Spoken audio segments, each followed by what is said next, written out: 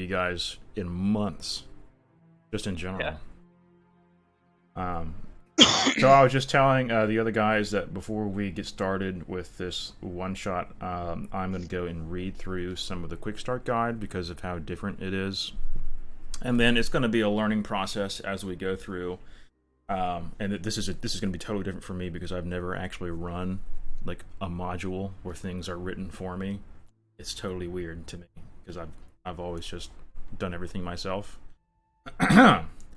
So we'll see how it turns out. I'll probably go off the rails a little bit. I was telling Jim that this is going to serve pretty well as both a mechanical and a tone introduction to Call of Cthulhu because it is so drastically different from typical like high fantasy. If you don't know, Call of Cthulhu is based on the works of H.P. Lovecraft. I do have the game. It was alright. Oh, it's not Call of Cthulhu. The tabletop RPG came out way before the video games. I'm aware. The video games aren't great. They're not. No offense. Oof. It's something that's it's really hard to capture the Lovecraft feel, because it's basically all about like the fear of the unknown. Especially in a visual medium, that's really hard to capture because you can like see stuff, you know. Okay, so where's my quick start guide?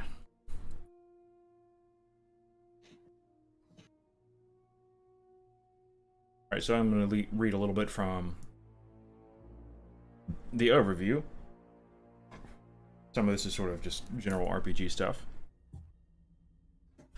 The aim of playing Call of Cthulhu is to have fun with your friends as you explore and create a Lovecraftian story.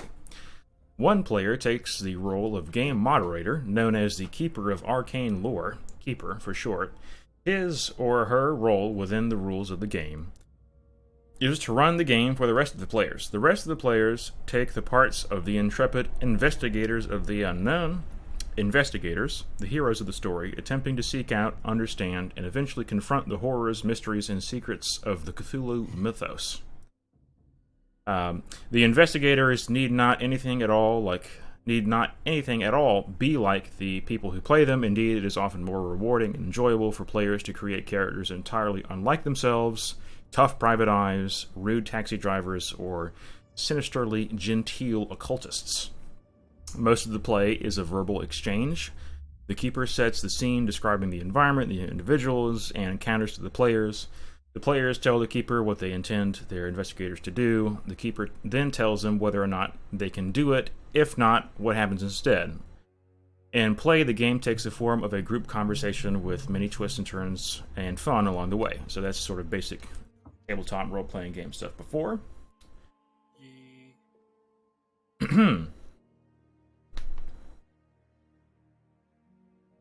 Alright, so in Call of Cthulhu, there are no winners and losers in the standard competitive sense. Play is usually cooperative. The participants work together to attain a common goal, usually to discover and foil a nefarious plot being perpetrated by the minions of some dark cult or secret society.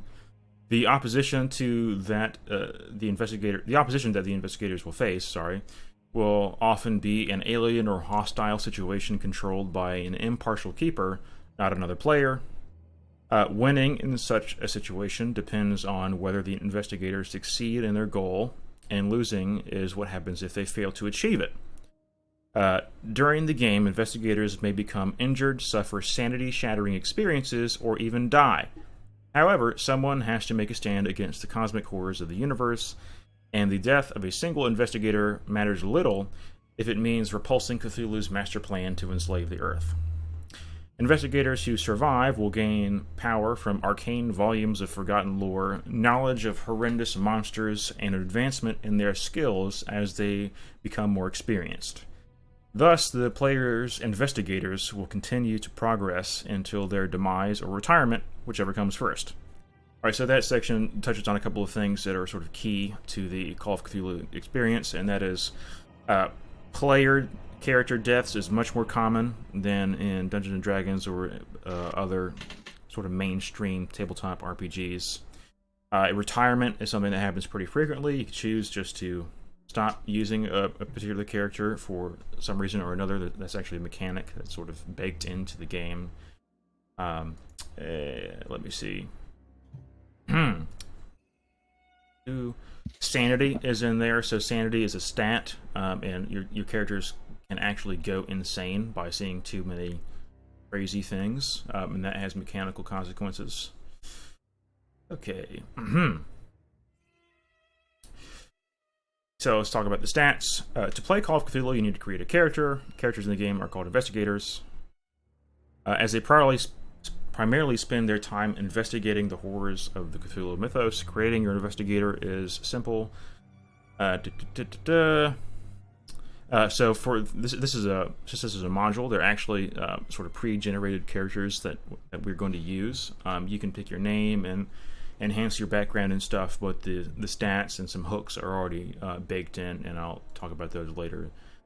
So the stats are strength, which measures the raw physical power of your investigator. Constitution, which is a measure of your health. Power is a combination of force of will, spirit, and mental stability, which is sort of like wisdom.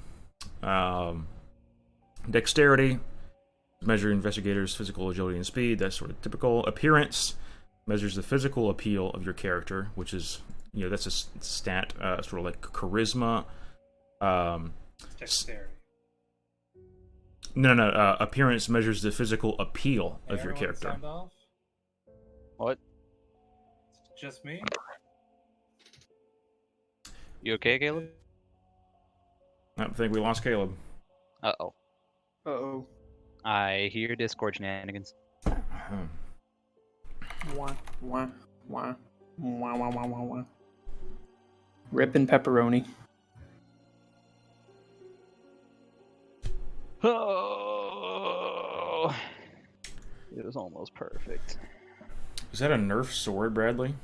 No. It is a training sword. Well, if it ain't Nerf, it's nothing. I'm back, finally. Alright, can you hear us? Yes. Cool. That was weird. Discord is weird. Yay. Dexterity is dexterity.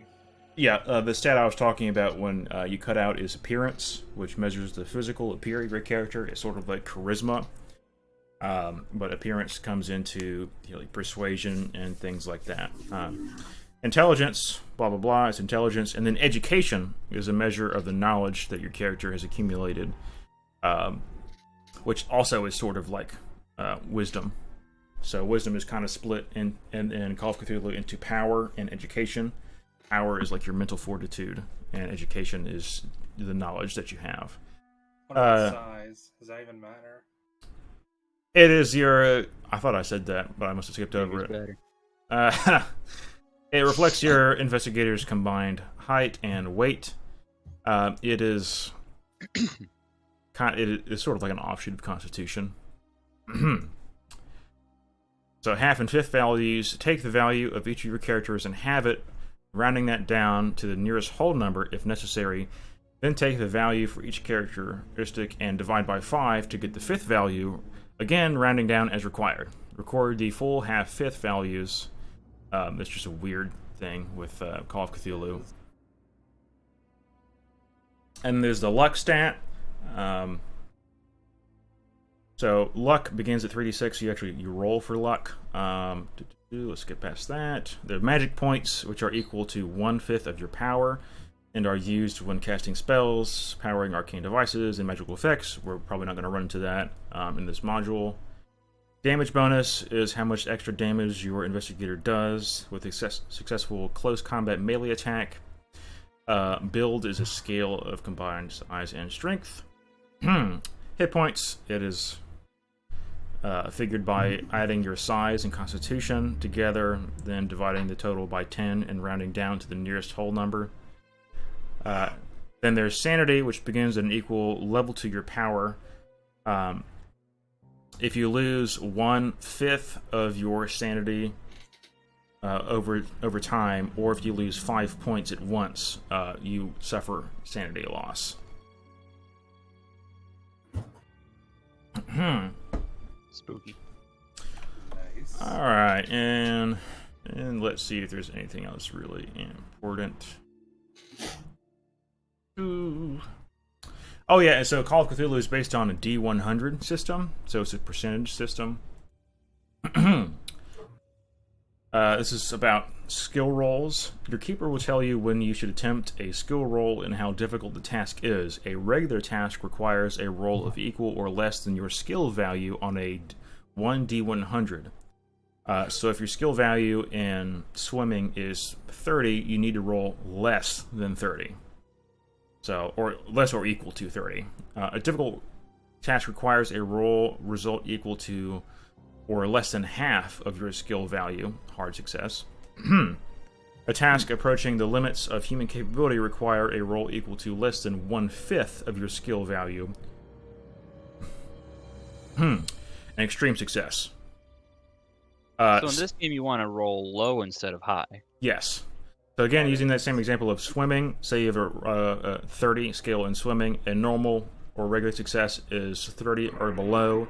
A hard success would be 15 or below, and then I don't know what 1/5 of 30 is. Is it just like 7, 6 or 7, whatever it is. Yeah, it would be 6. It's rounded down. So you would need to roll 6 out of 100, which is that's pretty tough roll. Interesting. If you can justify it through your investigator's actions, you can push a failed skill roll. What is that? Pushing a roll allows you to roll the dice a second time. Fucking Discord. Really? God damn. You dropping out again? Oh, I think he is. Lol. Oh, hello? Oh, can you hear us? Caleb? Yeah? Oh, he's out. It's working. Oh, no, There he is. bitch. Sir, are you back? Have you tried just quitting and relaunching Discord, Caleb? I did. Okay, cool. That's literally how I got back up here the first time. Bruh. Onwards and upwards. Okay, so I was talking about pushing a roll. If you can justify it through your investigator's actions, you can push a failed skill roll, which is essentially you can try it a second time. Pushing a roll allows you to roll the dice a second time. However, the stakes are raised. If you fail a second time, the keeper gets to inflict a dire consequence upon your character. Oh. And then there's an example here. You are trying to lever open the heavy stone door of a crypt. The keeper decides this is a very difficult task and asks for a strength roll, specifying that a hard success is required. You roll the dice, but the results show that you have failed as you rolled above half your investigator's strength. You ask if you can push the roll, stating that your character is using a spade to lever the door. The keeper permits a second roll, but warns you that if you fail in this roll, not only will the door still be closed, but something may hear you and could be coming for your blood. So basically, the keeper gets to make a hard move. I think another example would be it could destroy the tool you were using, or it could impart physical harm upon you. If two investigators are opposing one another, blah blah blah, that's not going to work. We're not going to talk about that. Because hopefully you aren't trying to achieve opposite goals. And here's something that's also kind of unique: is bonus and penalty dice. Sometimes the prevailing conditions for the investigators, their environment, and or the time available to them can hinder or benefit a skill or characteristic roll. Under certain conditions, the keeper may grant a bonus die or a penalty die to a roll. One bonus die and one penalty die cancel each other out. For each bonus die, roll additional 10s percentage die along the usual pair of percentage dice when making a skill roll. You are now rolling 3 separate dice.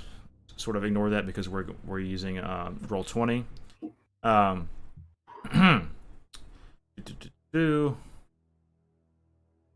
That's kind of confusing because it's assuming that we're using real dice. You're not going to 3 dice. Use.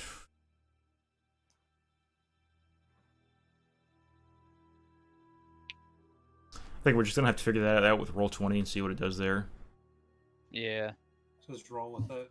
Basically, yeah. Again, it's one of those things we're gonna have to figure out because it's explaining it in terms of physical dice, which is not what we're doing. Because with Roll20, you just roll 1d100. If you're doing a 1d100 with physical dice, you use 2d10s, and then like the first one is your tens digit, and the second one is your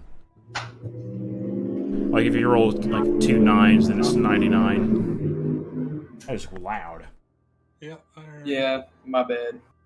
Well, we can just do that. Just roll 2 separate d10s and then just keep track of which one was first and second.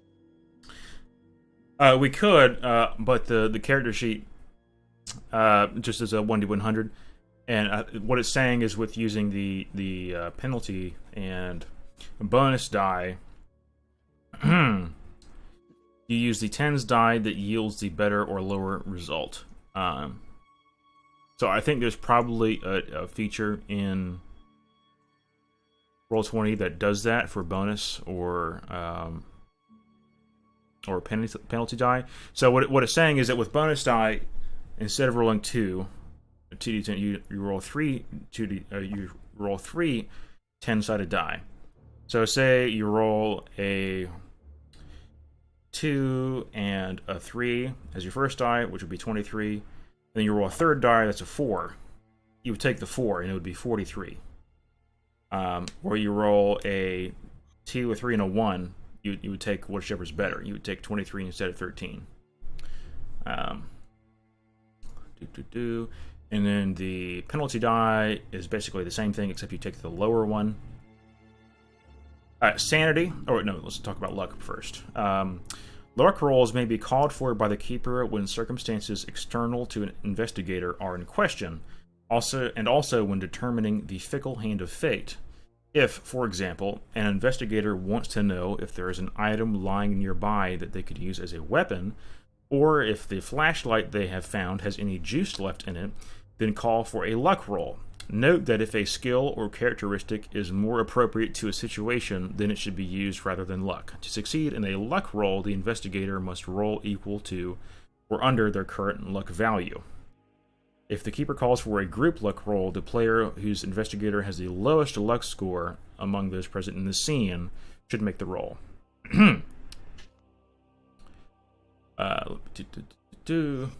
Here's an example. Finding a cab doesn't require a dice roll, but getting one before the investigators lose sight of the car that they wish to pursue could. There's also credit rating, which we aren't going to deal with right now. Sanity. Whenever you encounter the horrors of the mythos or come across something mundane yet horrific, such as stumbling across your best friend's mutilated corpse, you make a percentile roll against your current sanity score. If you roll over your current sanity score, you lose a greater amount of sanity points. If you roll under, you will lose less or none. The sanity loss is generally described for an event as something like 0/1d6 or 2/1d10.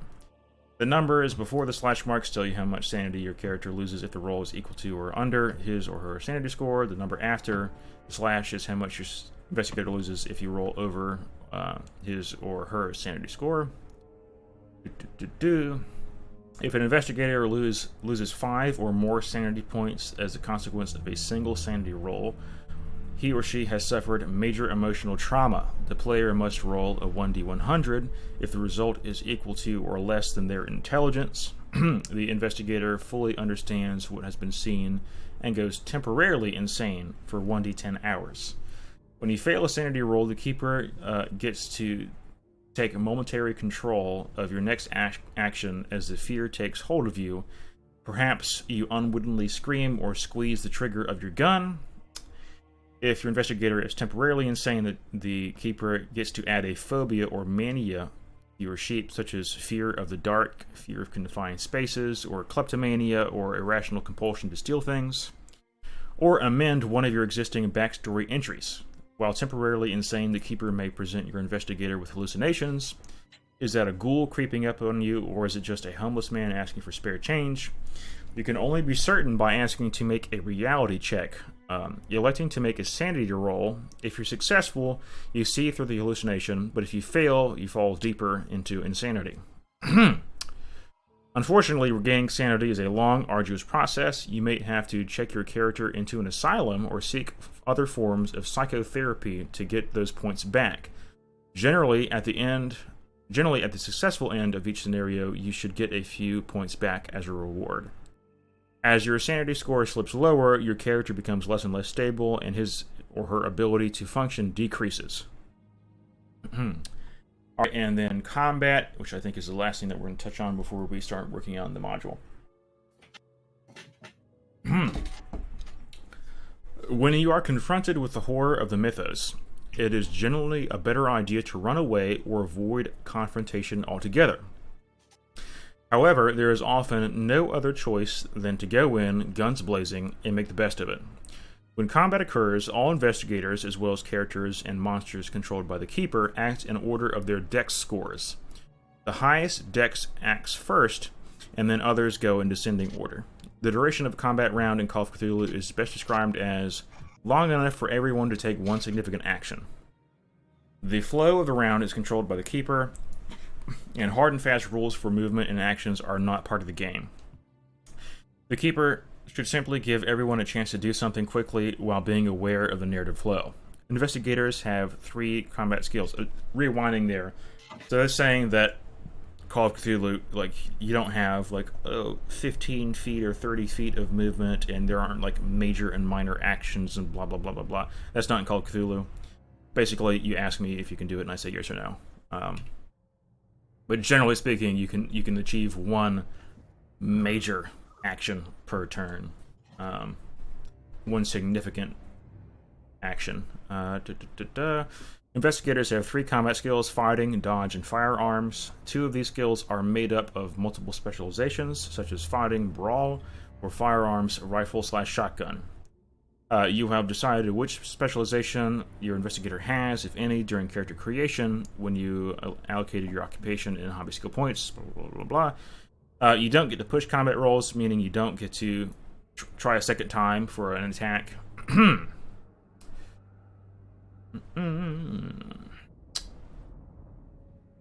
Every time you are attacked, you may choose to fight back, attempt to avoid, block, or parry an attack while making one of your own, or dodge, attempt to avoid the attack completely. Both attacker and defender roll percentage die and compare their levels of success.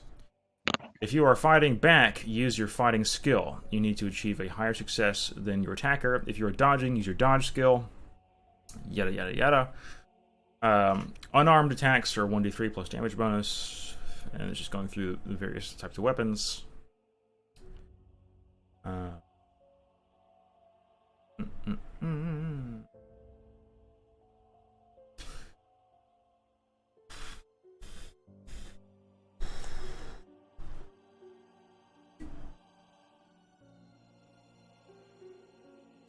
I'm just scanning through here.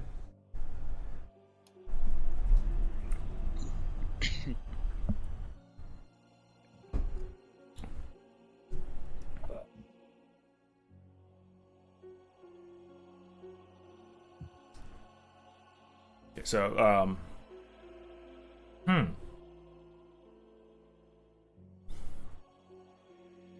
that's kind of situational.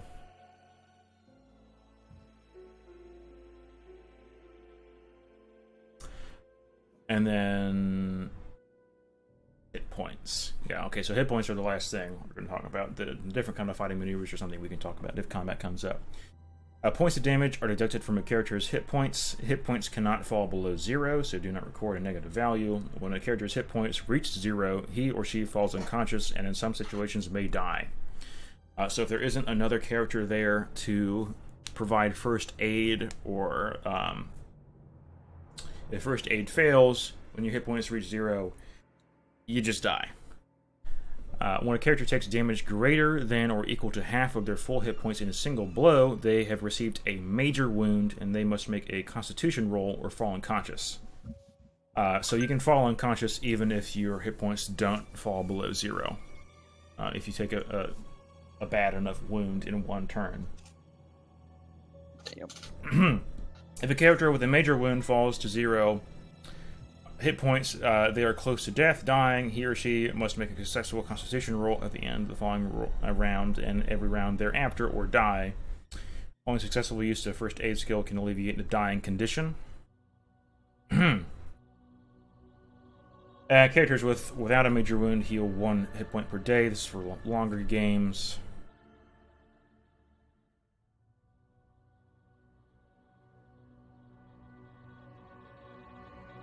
And then here's sort of what I was talking about earlier with Jim. Earlier with Jim, I was talking about a scenario in which Call of Cthulhu is different from other role-playing games. Like, say, for whatever reason, you have to break into a building as a part of your investigation.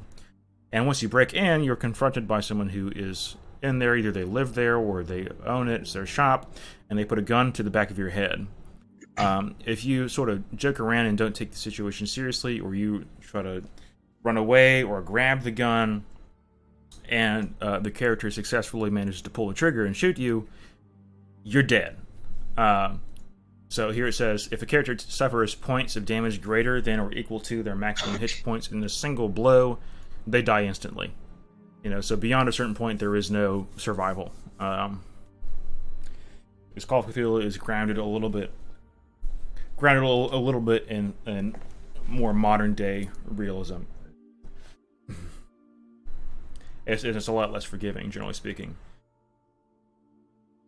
than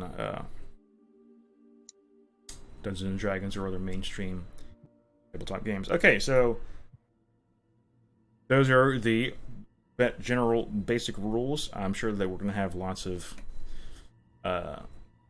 flubs as we go through this, but it is time for us to sort of transition into the actual module. So everybody get back onto the Roll20 page if you weren't already there. Woo! Woo!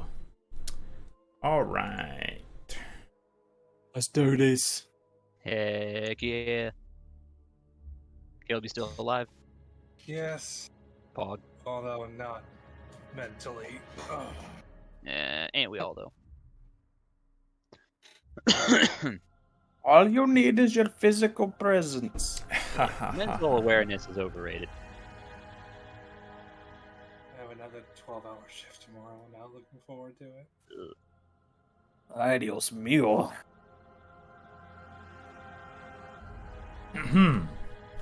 So Bradley, if you don't want to come work for me, please God, I will not say no. Nope. I will pass on that. Never hurts to try. Oh, man. Let's do this. April 12th, 1926, 8:15 p.m.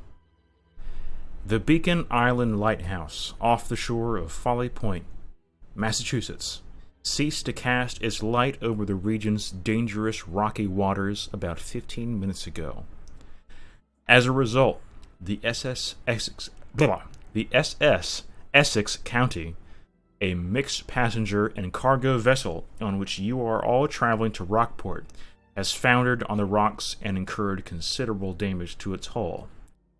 The ship is sinking, and the crew hurries you to one of the many small rowboats acting as ship's lifeboats. As they load you in, they tell you your best bet is to aim for Beacon Island.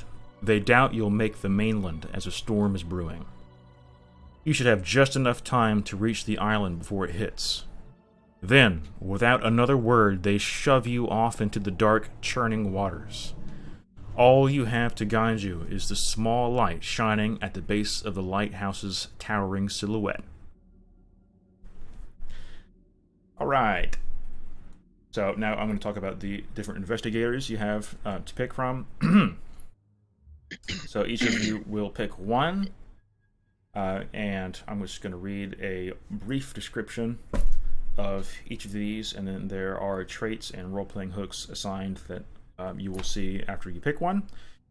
So there is the antiquities dealer. A former criminal, the antiquities dealer turned over a new leaf after a close shave almost saw them arrested and imprisoned a few years ago. They recently received a letter from an old partner in crime, George Cassidy, a lighthouse keeper on Beacon Island, asking them if they were in the business of fencing strange and exotic goods. Then there's the Bureau Agent, currently on assignment in Massachusetts to watch over any illegal activities along the popular East Coast shipping routes.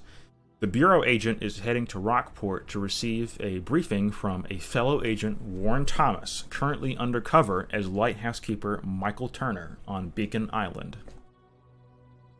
And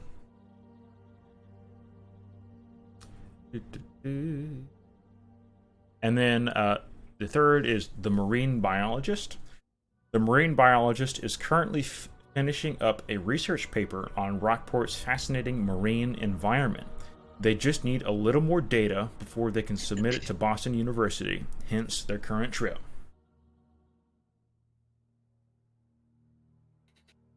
Alright, so who... There's the Fencer, the Bureau, and the Marine Biologist, who better be named George Costanza. Oh, you can pick their names. Ben, please tell me you get that reference. I don't want to feel old. Do what? I am a very young man. I just turned 25. Yeah. He's younger than all of us. I know. No, Jim's And I the have no youngest idea what here. you're talking about. I'm the Someone youngest. laughed at George Costanza Jim's being a like Marine 15 over biologist. here. Shut up. 23. God, I'm old. I'm almost 30. Well, JC's like 37, so... Almost. He's getting there. Alright, so there's a Bureau Agent, Oh, the man. Marine Biologist, and the Antiquities Dealer. Yeah, so who wants the antiques dealer? We can just I'll all... just take whoever no one else wants. Ah, boo. Don't do that. It makes it harder. It does. Jimbo, what do you want? Jimbo. What was the fencer? Antiques dealer, who they were a former fence. Bureau agent Okay. and marine biologist. I'll do the bureau agent. Cool. So the Fencer is probably someone, and the Marine Biologist obviously has high intelligence and education. So Brad, what do you want? Do you want to be the Antiquities Dealer, or do you want to be the Marine Biologist? Makes zero difference to me. Fine, I'll be the Marine Biologist. Alrighty. Antiquity dealer it is. Alright, so I'm going to add these to your journals. That was Bradley. He was... Oh, no, Caleb, you said marine biologist, right? Yes. And then antiques dealer.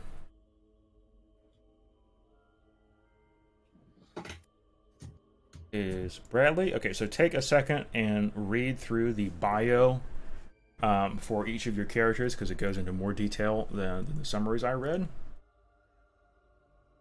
Do all of you see the your character sheet?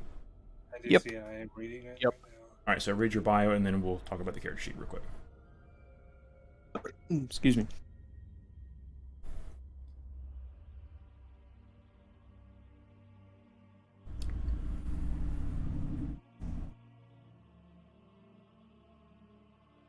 Oh, and also pick a name.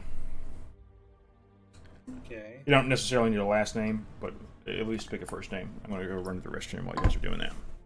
Okay.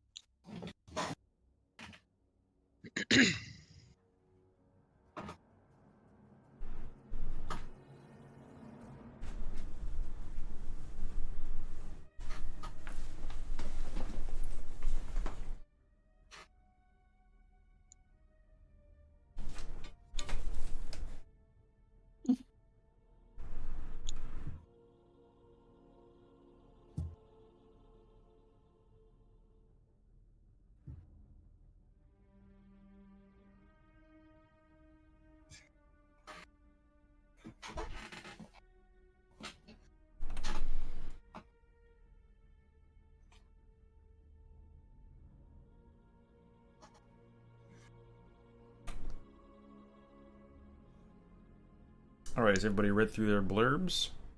Years. All right, so everybody needs to roll their luck score, which is roll 3d6 times 5.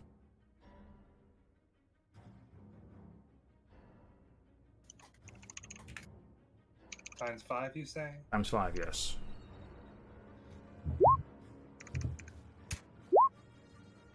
Jim, you did it wrong. I did do it wrong. Shoot. Thankfully, that won't count. Shoot, you did it wrong, Jim. Well, shit. 3D. Hey, let's go. You got to use the actual time do I symbol. need It's to- 8. It's shift 8 to... Oh.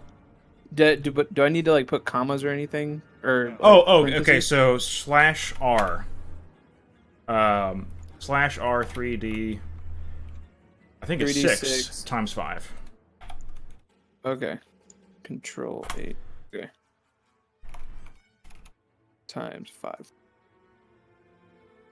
Boom. Wow. Oh wow, we got the same thing. Alright, so then go to your character sheets, and there is on the right a luck place. So add that there. Where? It only lets us look at our bios. Yeah. Wait, what? Yeah, no It doesn't character let us sheet. look at the There's The- no character sheet. stats or anything. Okay, there is a character sheet. Let me show you. Let me figure out how to do that. Okay. Unless I'm looking in the wrong spot. So next to bio and info, there is no thing that says character sheet and attributes and abilities. There are no other tabs, it's just bio and info. Weird. Restart. Yeah, let me restart Roll20 just in case. Okay, no, it was my fault.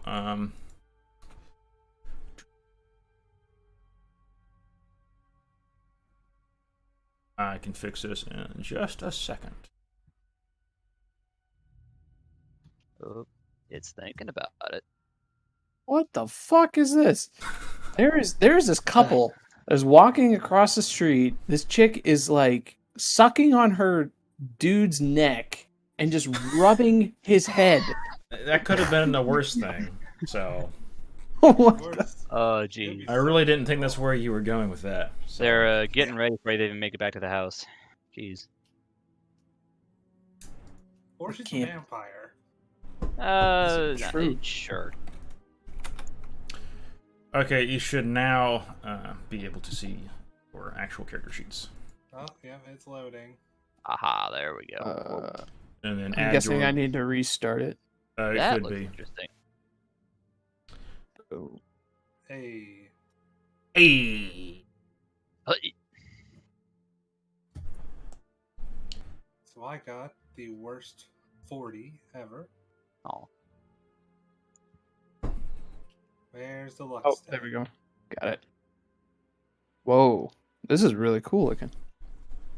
It is. So where's the luck stat? Oh, it's Uh, on that like top row underneath like where it says age and birthplace and all that. yeah, So it's on the beside far right. power. Yeah. So I got a 65. How do I Trying edit to mode. edit it, but it's not letting me. Yeah, I was about to say, how do you edit this? Oh, edit mode. Here we go. Yep. 65. Wow, I got below average. Enjoy your crap log, Caleb. Oh, and where is it? There should be a roll option. Oh yeah, so at the top it says roll options. Go ahead and tick that over to verbose. Verbose. What is verbose? So verbose, it tells you if you succeeded for regular, hard, or extreme. It's just that way you don't have to change it every time you do a roll. So I'm going to do one from whoever the marine biologist is. Dude, this is crazy. Oh my gosh. So I rolled a strength for the marine biologist. So their regular skill, or their skill for strength is 45. So they failed a regular because they rolled a 95. Their hard roll would have been 22, and their extreme would have been 9. So it just gives you all the info. It's just easier. You don't have to do the math or anything. So I'm literally the face. Because I am chunky, I look good, I'm smart, I'm educated, but that's it. I even got shit luck. I've been around the block a few times. I'm a smooth talker. All right, have you guys Awesome, picked that's my names yet? I'm thinking, and I'm really Oh. bad at coming up with names that I like.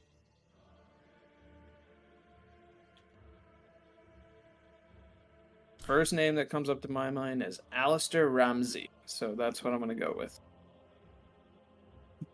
Al Ramses. Sure. No, I don't know. I'm from New York. Since I'm an agent. Or, well, wait. FBI, is it bureau agent? So that would be FBI? Or would that just be something? It's basically the FBI. Okay, so then I'll be from New York. Why not? Brooklyn.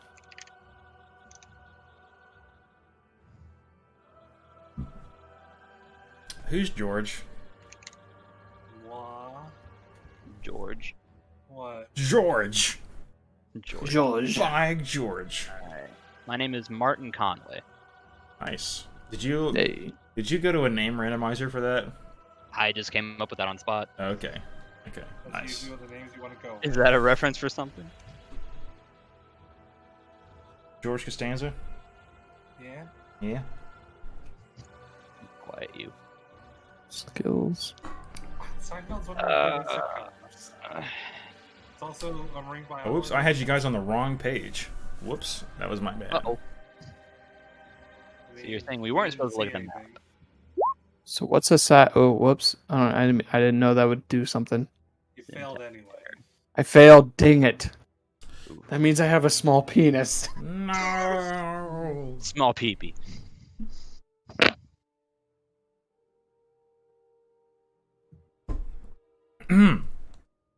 All right, so you've now decided on the for your characters. So we've got Martin, Alistair, and George. Okay, change his last name. Why? Don't have Costanza as his last name Why? because I said so. Because he's gonna. If George Costanza is in my game, he's gonna step on a rusty nail and die of tetanus. He's the game master. He makes the rules. Do you hate Seinfeld or something? No, but this is no memes. No memes here, No memes. Dang. unless they are approved by me. This is a meme-free workplace. Just like Walmart, am I right? Seriously, Exactly. You said George Costanza and marine biologist, and no one of y'all got that. You shouldn't even know that. All right. So now that we've done our characters, I'm actually going to reread the intro just to refresh us. I'm not going to go into all the details. The Beacon Island Lighthouse off the shore of Folly Point, Massachusetts, ceased to cast its light over the region's dangerous rocky waters about 15 minutes ago. As a result, the SS Essex County, I don't know who came up with that name, the SS Essex County is just like, why? Why would you do that to me? Why would you do that to It me? doesn't even sound like a ship. It sounds like Or a is that place. a real place? It sounds Essex like a County is a real place, but the SS I'm Essex actually- County? What? It's a tongue twister. Yeah. Yeah, it's That all is just- the tongue. That's El Succo right there. Yeah. A mixed passenger and cargo vessel on which you are all traveling to Rockport has foundered on the rocks and incurred considerable damage to its hull. The ship is sinking, and the crew hurries you to one of the many small rowboats acting as the ship's lifeboats. As they load you in, they tell you your best bet is to aim for Beacon Island. They doubt you'll make it to the mainland as a storm is brewing. You should have just enough time to reach the island before it hits. Then, without another word, they shove you off into the dark, churning waters. All you have to guide you is the small light shining at the base of the lighthouse towering silhouette.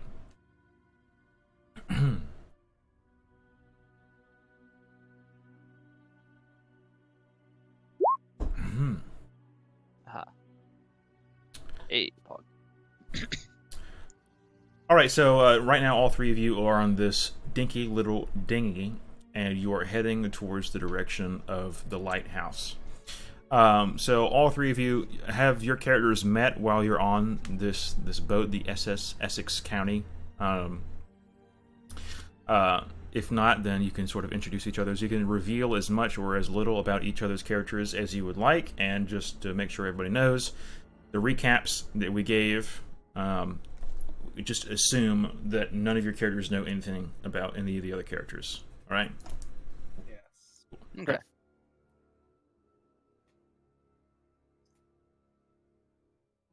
All right, so we have made land already then? No, you're still in the boat. This is like your first few moments.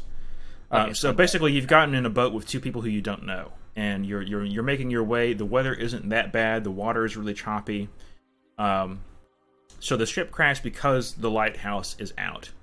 You can see a small light coming from the base of the lighthouse, but the main light is not spinning and it isn't lit. But the weather yet isn't that bad. It's overcast, and you can hear this guy grumbling.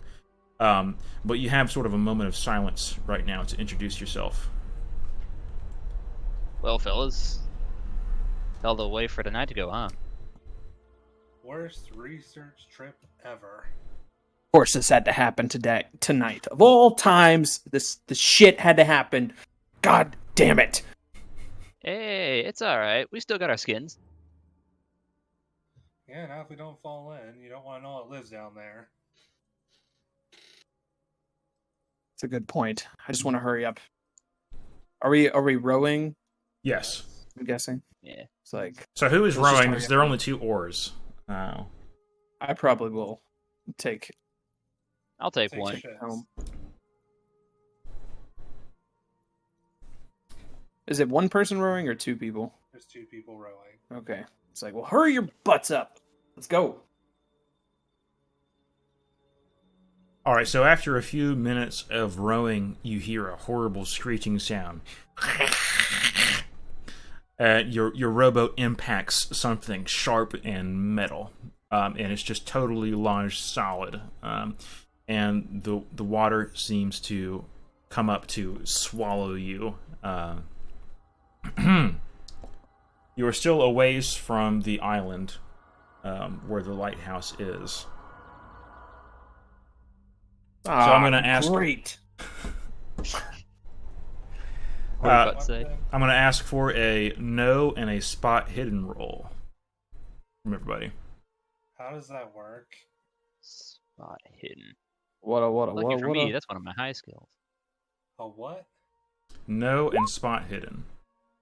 No as in KNOW. Yes. Oh, how do you do that? Skills? Where is that?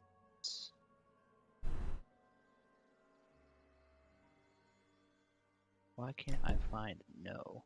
And where is no? Where's spot hidden? It's It's under, science skills. Oh, Yeah. science. Okay. It's not Where part of is science no? skill.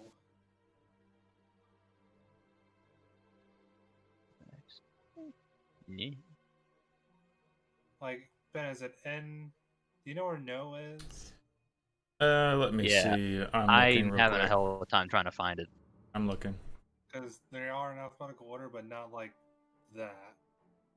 Let's see. Persuasion. Science skills. It's not in science skills of all things. Not there. I can't find it. I don't think it's here. No. I don't think it is either. Unless I am horribly overlooking.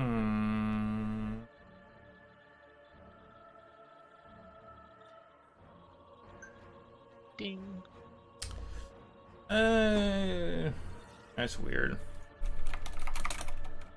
Does it say specifically make a no skill check? Yes. Huh.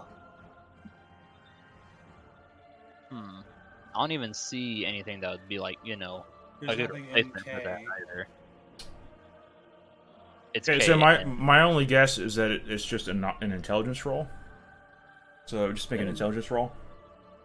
Okay. About closest thing I can think of. Actually, sorry, not an intelligence roll, an education roll. Oh, Bad. great. Motherfucker.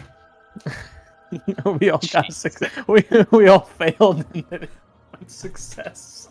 It's okay. I failed my education. Oh, I passed my education rule. Okay. How is the Bureau, or how is the fence smarter than a marine biologist? Ooh. And my my spot hidden was Well, extreme I mean, success. Let's to be go. like a detective, you got to be pretty smart. True. You don't get to be a detective by being a dumbass. I don't know. You'd be surprised what they have in All right. Charlotte. So collectively, the three of you, Smartness and common sense are two different things. you take a look at this piece of metal that has punctured your rowboat, and it looks like it might be a part of a ship. It's just curved in a way that suggests that it's not some strange random piece of shrapnel or debris.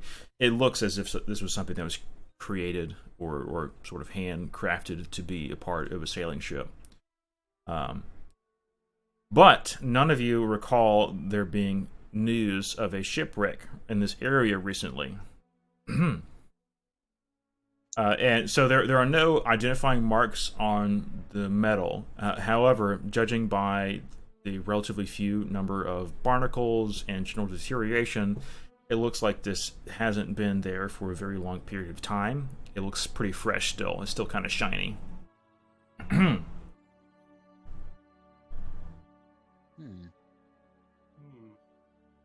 All right, so... Are there... Go ahead. I was about to ask if there was like an identifying tell on the boat, like maybe a name or like numerical markings. Not from what you can see here. There aren't any markings that are visible from the piece of metal that has obscured your ship, or that is not obscured. Piece of metal that has pierced your ship. It is also nighttime, and you don't have a lantern with you currently. So even if there were markings, it is unlikely that you would be able to make it out just from the moonlight. What are the odds I have like a lighter in my pocket or something? Possessions. Nope. Oh, Never mind. possessions. Let's see. What do I? All right, so you guys have a couple options here. The rowboat is lodged, stuck on this piece of shrapnel. You're within swimming distance of the island, but it would be a rough swim. So you can either try to dislodge the boat and make it, even though it's leaking, or you can just try to swim. If we were to dislodge it, would we? Well, no. That'd be a try. I and say find out let's kinda try thing. and do that. Try So and this- dislodge it. Yeah. Okay. Because if it's gonna go, even if we'll probably have to start swimming, we can at least try and cut the distance down. True. The less we gotta swim, the better. Okay, so time is sort of the essence here, so I'm only going to let one person make this roll, but I need someone to make a pilot boat roll, which should be at the bottom right of your skills. Mhm. Bada. There is. I have a 20 for that. Don't tell me. That's metagamey. Don't say it. Oh, my bad. I don't even have pilot boat skill, so It's under additional skills additional. in the bottom right. Did you say just one of us or all three of us? can Just do one, One. because time is an issue here. it? I mean, you don't need a whole lot of skill for a rowboat. True. So who want? We need one person to dislodge it and one person to pilot it. So just the pilot role is going to be combined. Who thinks that they're going to take charge here? Whose character do you I think? feel like my character would. He would be. I mean, already I'm trying to like play kind of an anxious kind of person. So, Your character does seem like the kind of guy who would like take charge, Yes. whether he Yeah. wanted to or not. One second. All right. Well, I'm gonna give this a go. Yeah. Uh, And then I'll nominate myself to do the dislodge. okay, I so want just a strength roll for that. Yeah, do you need to roll strength? the pilot roll is Or am I thinking about this wrong? pilot roll is combined. So that's what is going to be used to navigate the boat and to dislodge the boat from the shrapnel. Bradley, let me see what your character is called. Martin, you can, if you would like, try to make a push roll. This roll failed, but let's say here that there is probably one person on the ship. You might have a little bit more experience with boats than the other two, and it could justify perhaps their ability to make a push roll. I suppose our token marine biologist you might be. All right, I mean, I'm a little rusty, but I'll give it a shot. Hey. Nice. Okay. So, George, your experience at the sea, and I assume probably even as a young boy, your interest in ships and sailing, just so that you could access the marine creatures that you've dedicated your career to, gives you a little bit of an edge over the other two. And after you see Alistair sort of fumble and fail with dislodging the boat, you manage to finagle it, and after a brief period of time struggling with it, you free it from the shrapnel, and you manage to get the ship headed towards the correct direction. Yay! Good work, George. Nice job. I've always hated the sea. So all throughout this time, the three of you can still see this very faint golden glow coming from the base of the lighthouse, and that is your only navigation point.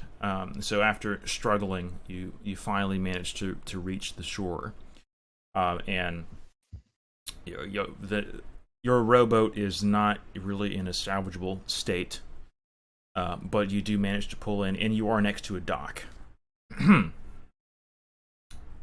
All right, let us see here.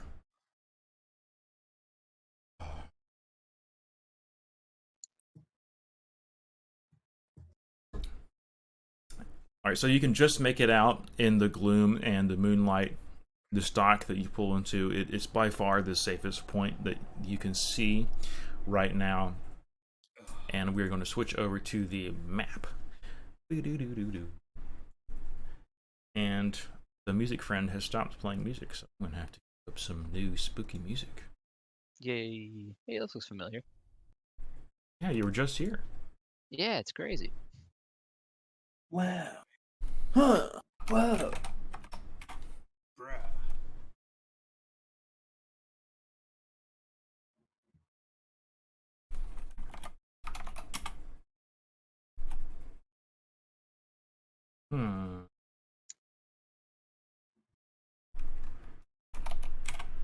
Music bot don't want to play. It's stuck. Oh, there we go. And I just made it leave. Ugh. Damn, boy. Oof. He was offended. Oof.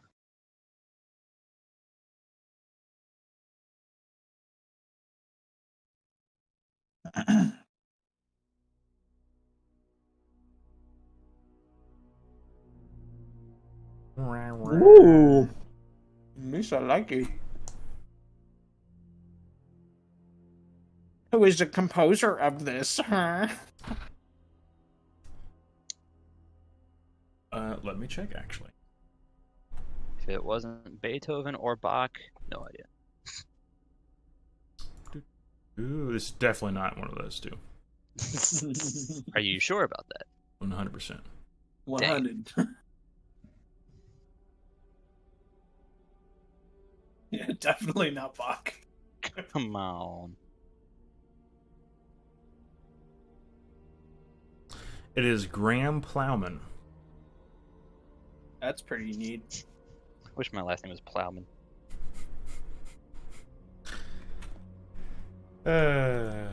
Indeed. Martin Plowman. There we go.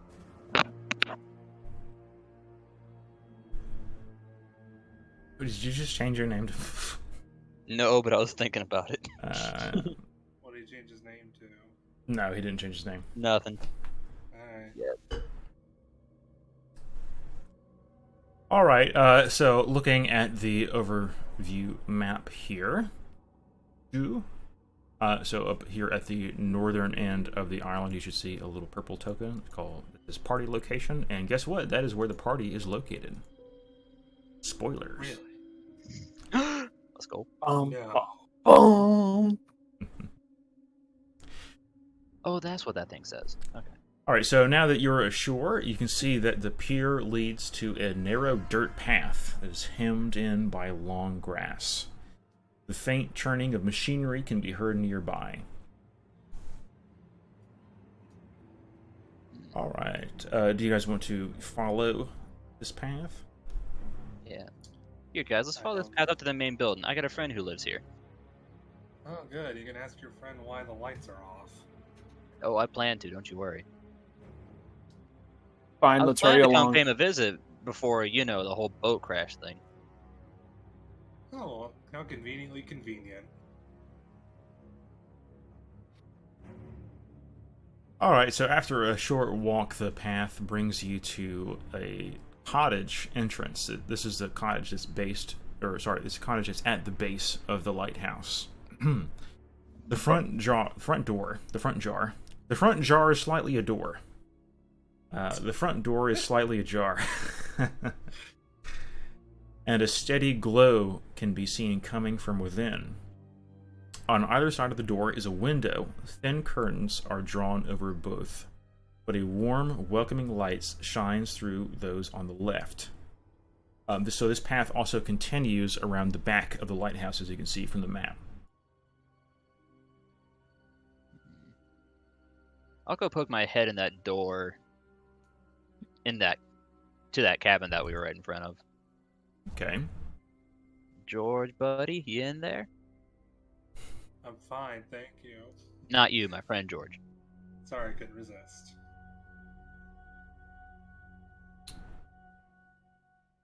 Okay.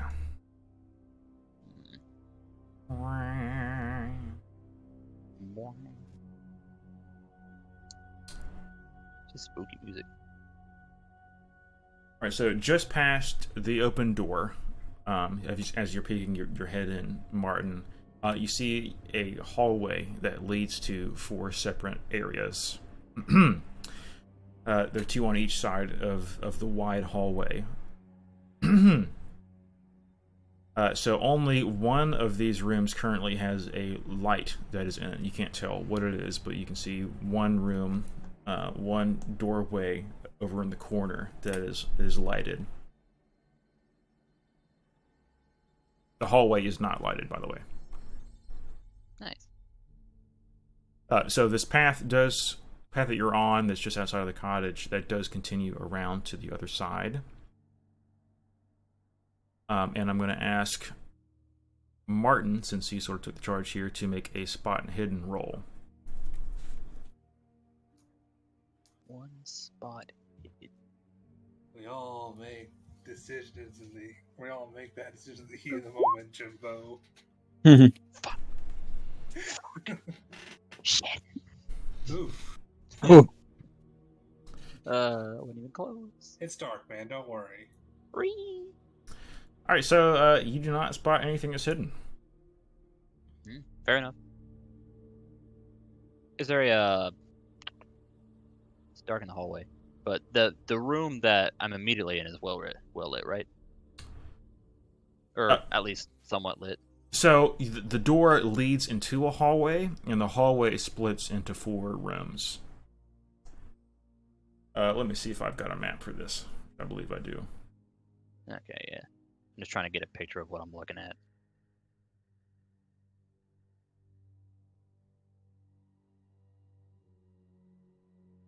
There it is.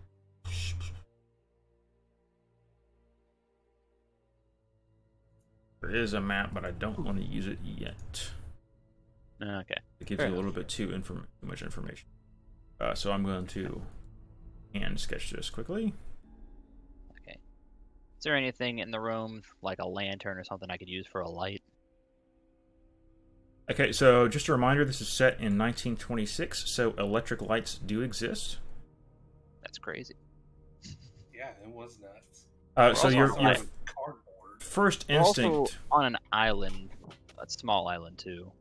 That being said, that electricity for the lighthouse come from somewhere. That's true. You also did hear a sort of mechanical noise when you were first getting off your rowboat, and you can still hear it now. It's a sort of droning mechanical noise that's going on. Is it louder now that we're It's have we gotten close to it? It's slightly louder. It's definitely not attached to the lighthouse and this cottage building that's at the base of it, but you do seem to be a little bit closer to it. Probably the generator. Big generator. Did they even have generators back in that time? They did. Yes. Gotta Okay, get electricity from somewhere. that's true. Gasoline was invented like not too well. Yeah, it was. I don't know when was petrol first started using. All right, so this is sort of the scene that you're seeing right now. You're right here, and this is the hallway, and there are 4 doorways. The hallway that you're looking into is dark, but there is light that's seeping out from one of the doors. Is the one that's immediately to your left. It's also, you can see that I mentioned that there are 2 windows outside, and the window on the left has light coming from it. So the hallway is dark, but there is one lighted room that you can see.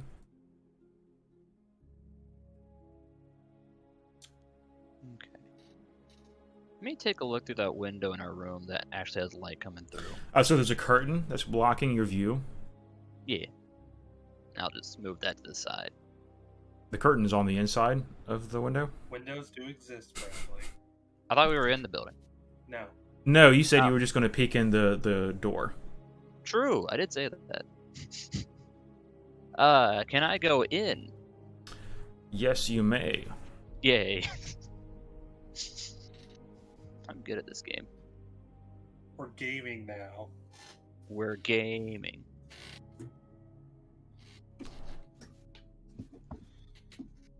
Oh. Let me see.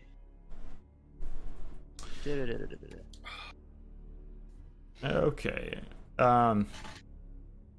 So I'm just going to make a period comment here. And like I said, that electric lights do exist in this era, so your first instinct is probably going to be to look and see if there's a light switch anywhere. True. Yeah, I just looked it up.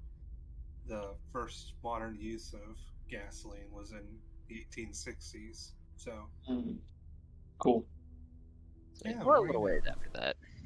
point is, yeah, generators definitely existed back then. Cool. Let me see. So I'm in the building now, right? Yeah, Yes. you're now in the hallway. I'm going to go ahead and flip over to this map proper. So you are right here. I'm gonna head into that room that has light coming from it. Kind of searching the wall for a light switch on the way.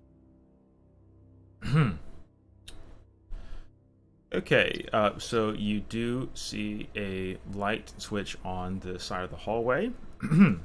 Sick. And if you flip it, the lights do turn on in the hallway, and they turn on in the remainder of the rooms. They're flickering, and they seem to flicker with a pretty common frequency, but you do have some illumination in the rest of the rooms now. Okay.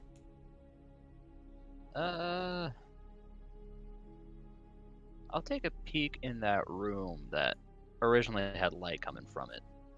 Okay. I have a question, Ben. Yeah.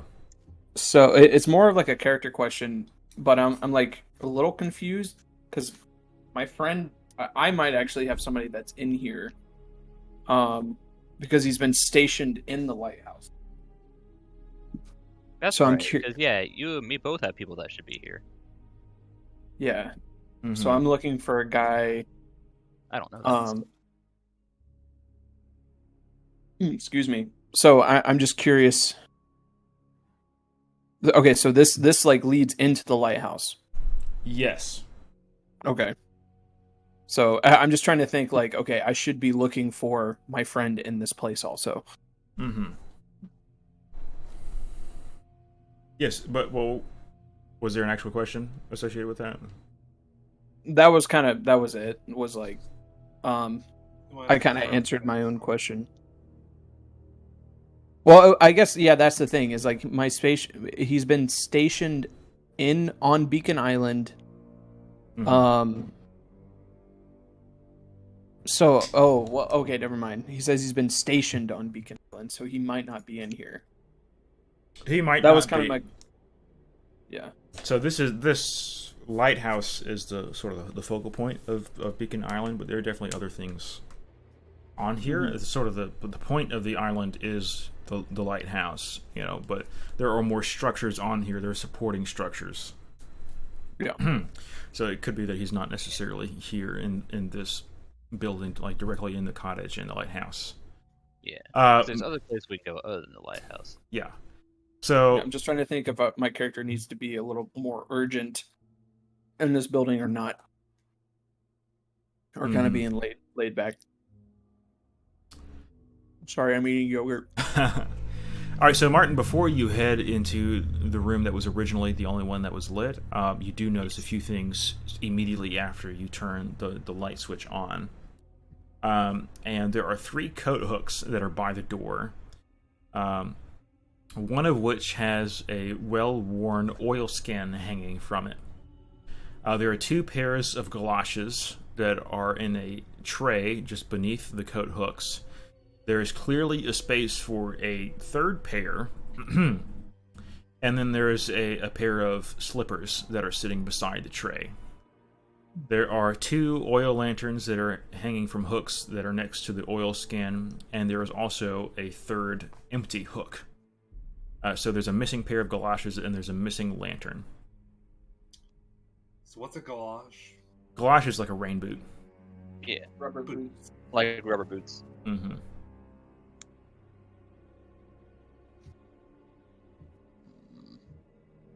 Okay. All right, and this is a reminder that you guys can choose to search for things, and you can use this. You can ask to do a spot hidden roll if you think that there could be something that you're not noticing. All right. I guess I'll ask for that. Is that I'll a ask hint? for that too. Just is that okay, Ben? Sure. All right, so both George and Alistair, you notice that there are 2 bullets lodged in the hallway floor. The light from the electric light hanging from the ceiling glints off of them. Kind of. Oh, Mm-hmm. So one of you probably has training in firearms. So you can make a firearms roll to see if there's any more information you can glean from them. oh wait. So what do I need to do? Yeah, If you have a firearms skill, you can just click on it. Oh, okay. Mine says firearm skill 1 and firearm skill 2, and that's it. And I have Yeah, I have handgun and rifle shotgun, but Yeah. Let me look at these your are 2 character just sheet. regular ambiguous skills. Yeah, there's 2 different skill sets there.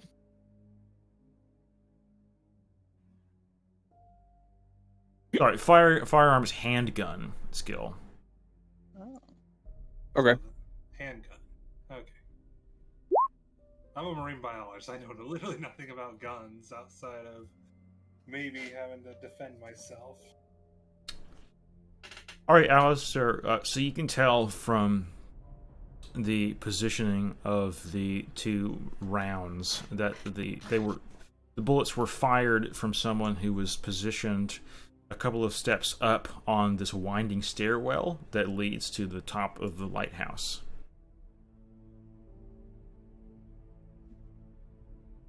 This is quite odd. I guess I'm trying to think. Would my character have a? I'm trying to think back to that time period. If I had a holster for my weapon, so it's did exist back then. well, yeah. But since I'm a bureau agent, would I have it concealed? You would have it concealed, yes. Okay. If you did actually have a weapon with you. Oh, okay. Because that'd be kind of broken. I don't think you have one.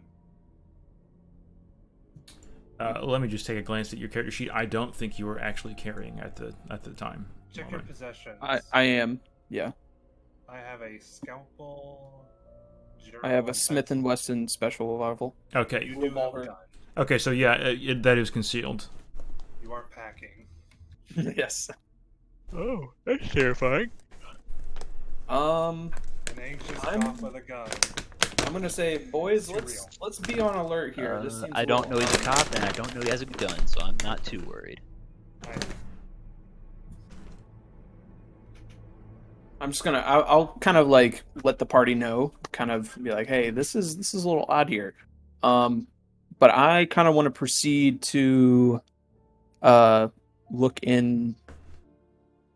What is it? The bunkhouse. Kind of to the left. This like wherever like the kind of rooms are. That right there. Yeah, I was trying to figure out how to ping. If you're on cursor mode and you just hold click on an area, it'll do that. Yeah. Oh, okay. Shouldn't we check that on light first? There we go. All right, so we can split up here. Let me see. Martin said that he wanted to check out the room to the left, so that's actually the study. Study? Yeah, that's the room that originally had the light on. All the other light switches were turned off. All right, so Martin, do you want to go peek into the study? My mom finally home? Yeah, I'll go peek in. All right, so it's a fairly standard room. It contains 3 armchairs that are located in the center of the room. There's also a separate door in there that leads to a room that looks like a kitchen. Can we time out real quick? Because it finally stopped ringing and I need to go charge my batteries real quick. Okay. I'm very sorry. Recharge battery. All right, we can press pause for a second. Okay. Wait, so what happened? I don't know. Caleb has to go do something or something. I don't know. Is it charge some batteries outside? Batteries. I don't know if that's a euphemism for something or what, but yeah. All right. In the meantime, I am gonna go grab a drink though. Yeah, let's just all take a quick bathroom break. Ooh, excuse me.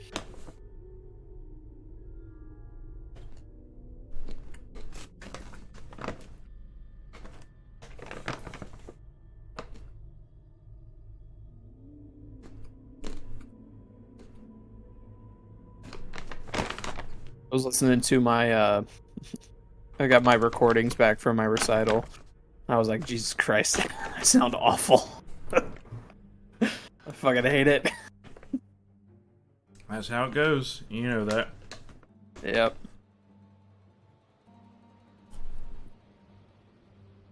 It's crazy, like, the progression of, like, my nerves diminishing throughout the entire recital is pretty cool, though. Oh, yeah. Definitely by the end, I was really comfortable. Hey, Catcher and I said the same thing. Mm-hmm.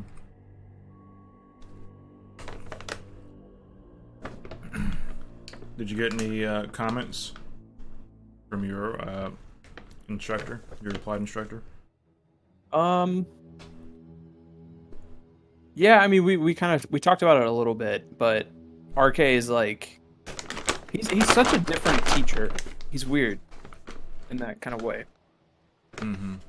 But I mean, pretty much, we kind of he kind of just like wanted like because I didn't have to do this recital, but he wanted me to. Um, and just to kind of set the base for me, and then he's gonna like make me. I mean, he's pretty much changing the entire way that I play the trombone. So. Mm-hmm.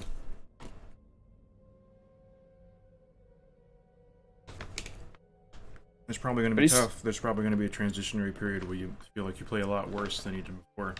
Oh, I'm already going through it. Uh-huh. But I don't think it's too bad.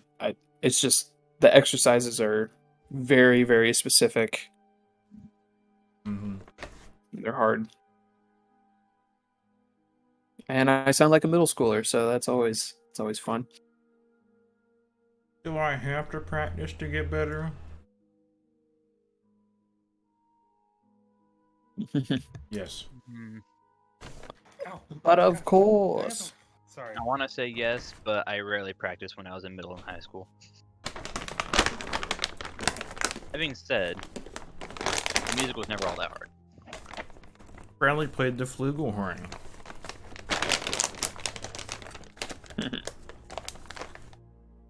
Something like that. It's not a real instrument. Chet Baker. Says you. I'm gonna go top up my water real quick. It's bad timing because Caleb just got back, but Lol W. But too bad. So sad. Man.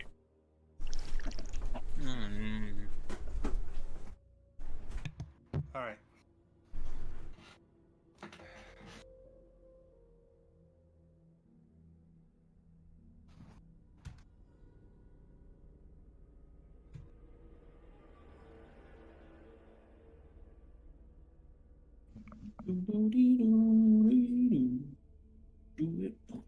Alright. Sorry, I had some odd reason I really fucked up my toes. Don't do that. Ruh-roh. Yeah, I think I stepped in a little bit of battery acid by accident.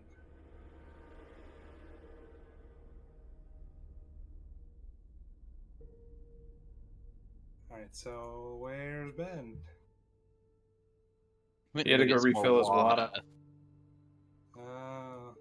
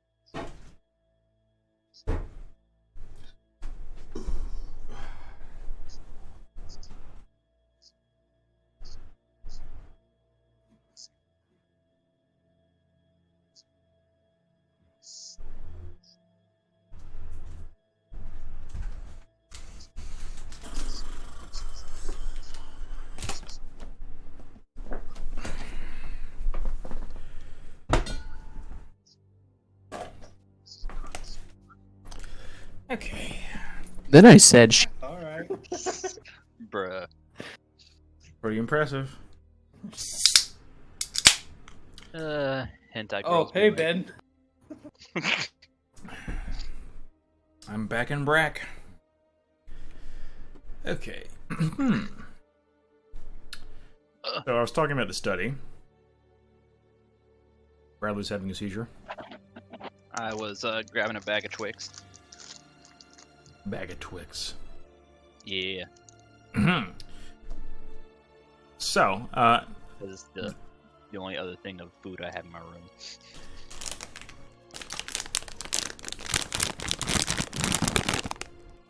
My Baked. ears are dying. baked Cheetos.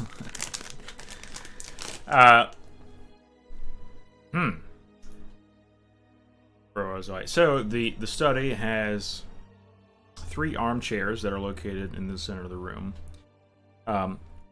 There's another doorway aside from the hall doorway, which you just went in, that leads to a room that looks like a kitchen. Beside the armchairs, there's a table to the left of the hallway door, and a roll-top writing desk on the outer wall close to the kitchen door. Both of these desks have a wooden chair next to them. The one by the roll-top writing desk is actually on the floor currently. Is there anything that you want to look at while you're in here? They have anything on the desks, like papers or anything like that? All right. So the table that is by the hallway door has some books on it. It has some maritime tales, a bird book, a book on ornithology, to be specific, and there's a repair manual for the lighthouse. There's a pipe, a patch of tobacco, a pair of binoculars, a sketchbook, pencils, watercolor paints, paintbrushes, and paper. Pretty reasonable stuff. Mm-hmm. Is there anything that you want to pick up from there?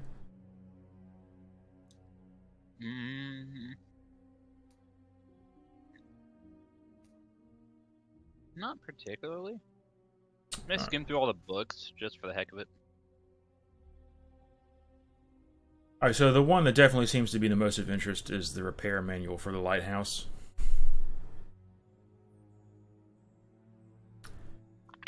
Alright, and then also on the desk, there appears to be a recently finished watercolor. Sorry, this is on the table, not the desk, but the table you're currently looking at. There is what appears to be a recently finished watercolor that sits next to a stack of other paintings.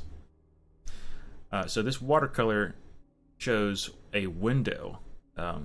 A dark shadow with wide eyes leers through this glass pane. And as you look around the room, the window seems to be very similar to the window. The window in the painting seems very similar to the window in the room that is next to this table.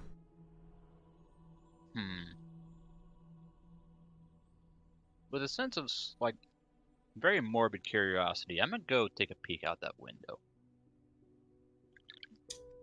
I'm gonna stop. No. I've seen enough horror movies to know where this goes. What's a movie? Movies exist? Do we have movies back in this time? They're called pictures, I think. Ah, yes, the moving pictures. I remember those. They were created back in the 1800s. But either way, like, hey man, I may be a Charlie Chaplin fan, but I forgot he made horror, but I've seen some of his stuff. Don't do it. You mean the big fat guy? I honestly don't know who created horror. The fat Which man. sucks. Ever heard of the movie called Psycho? I don't think that movie was. Oh, let's see. Nope. That was like in the 50s, though. Psycho movie was made. Oh, no, it was a remake. The original It was was made in 1960. 1960. So yeah, horror movies don't exist yet. Nice. Well, I mean, they do, but Alfred Hitchcock is like the godfather of horror movies. Mm-hmm. True. But there were horror movies before Alfred Hitchcock. Yada, yada, yada. Moving on. I think it's a bad idea. Too late. You're not here. I'm right behind you, but all right. Are you? I have no idea what you're doing. Okay, so Bradley, I you assumed said you you're just want standing to. by the front door jacking off or something. That sounds likely. You said that you would like to peek through the window. Yeah. So as you do, the light is on in the room you're in, and I don't know if you really recall the last time you looked outside of a dark window with the light on inside. There isn't too much that you can see, but there's a roll and crack of thunder in the distance, and for a second the outside is illuminated with lightning, and there are a couple of yellow lights, a pair of yellow lights that appear just for a moment in the reflection. And roll sanity, please. Yeah, that'll kill my sanity a bit. How do I... Oh, there we go. Ouch. Thanks. Alright, so you lose 1 sanity point.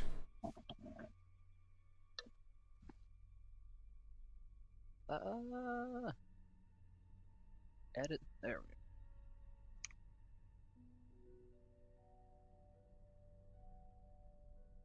So my character is probably gonna, at this point, kind of be not with them. I'm gonna kind of investigate the bunkhouse room. Okay. So they went to the right, or I guess if we're facing the room, they went left. I'm gonna go to the right. I don't mean to startle you guys, but I probably screamed a little bit back there. Yeah, well, this will be like during, I'll definitely hear it, and that's like, but I kind of want to, while y'all are in that room investigating, I'm in the other room, kind of at the same time. So I was gonna say what did you see? No, what? Never mind. Don't want to know. but like kind of the stuff that I'm doing in here until I hear the scream. I didn't know if like we should do that or not, but yeah, we'll flip over to Alistair right now. Yeah, sure. All right, so you're peeking into the bunk room, and the bunk room contains 3 neatly made beds. So there's a large pile of books that stack tidily in one corner of the room. There are also 3 large cupboards, each holding soap, towels, fresh bedding, and extra blankets, just sort of your normal toiletries that you would need. A reminder that the people who live on these lighthouses stay out here for months and months at a time with very little contact with the outside world. They're called wikis. That's a true fact. That's not even just from this. But people who live in a lighthouse are called wikis. Interesting.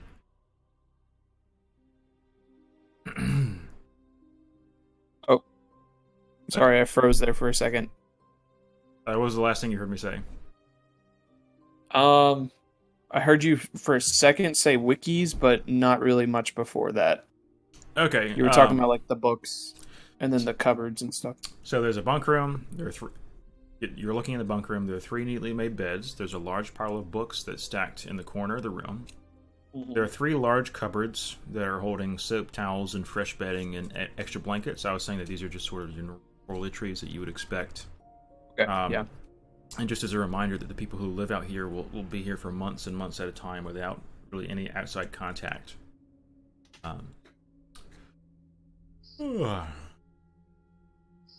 And each of these cupboards are actually labeled. So there's one that's belonging to a man called Turner, and then a man called Cassidy, and a man called Smith. Hold on. Okay. So I will recognize the name Turner. And I will. So he's not in there. The beds are made and all that. So there's no one in the room. Yes.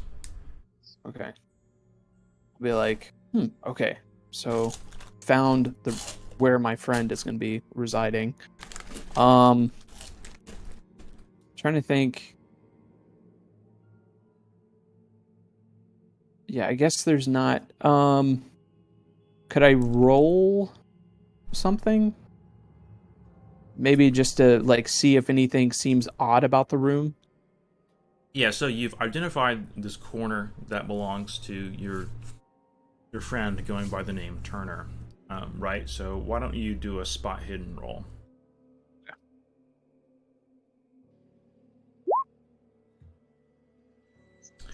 And then, let me see. Okay, you succeeded.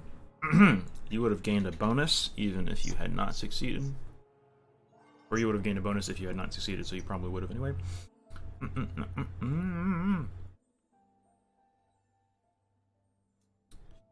Alright, so Alistair, you find a gold coin, 6 loose bullets, in a pocket-sized notebook stuffed inside Turner's mattress. You're familiar with him, and you're familiar with where he may have hidden things, so that's what gave you the idea to look inside the mattress. And the small notebook I am actually going to show to your character. And you can choose to share any of that information with the players if you see fit or not. So it should be in your handouts right now, investigator handouts. It should be called Lightless 3. Yep, got it.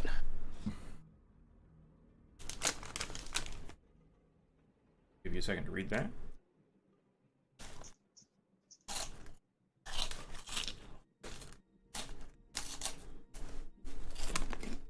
So to myself, I'll be like, yes, good.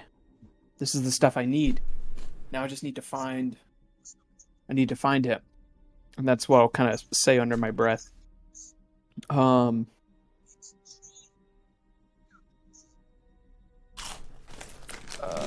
Okay. All right. I will keep that on my person. Or I guess I would have my own notepad, wouldn't I? Or Yes. yeah. I'm trying to think what an investigator. I guess I would just leave it. I would put it back in its place, maybe, and then now I'm trying to find Turner. Mm-hmm. Okay. Do you think that would be enough time until I hear Martin, or is it? Yeah, it probably wouldn't take you too long to get there. Okay, so I probably have a little bit more time to investigate. So you've given a pretty thorough look over this, and you weren't too familiar with the other 2 men mentioned, Right. other than Cassidy. Oh. Go ahead. Yeah. So the three names were Turner, Cassidy, and Smith. Smith. Well, I'm gonna, because based off of this handout, I'm gonna investigate Cassidy as well. Okay, so you look through his cupboard and his effects, and it's just some personal items. It doesn't seem like there's anything related to the notebook. Okay. All right, then I guess by that time I would hear the scream, and I'm gonna go running in there and be like, "What the hell's going on?" You tell me. George, are you with Martin? Well, I was right behind him.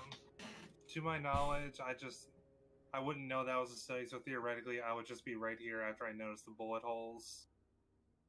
Because I didn't know that was a study. Mm-hmm. So I am going to just run over to the screen too.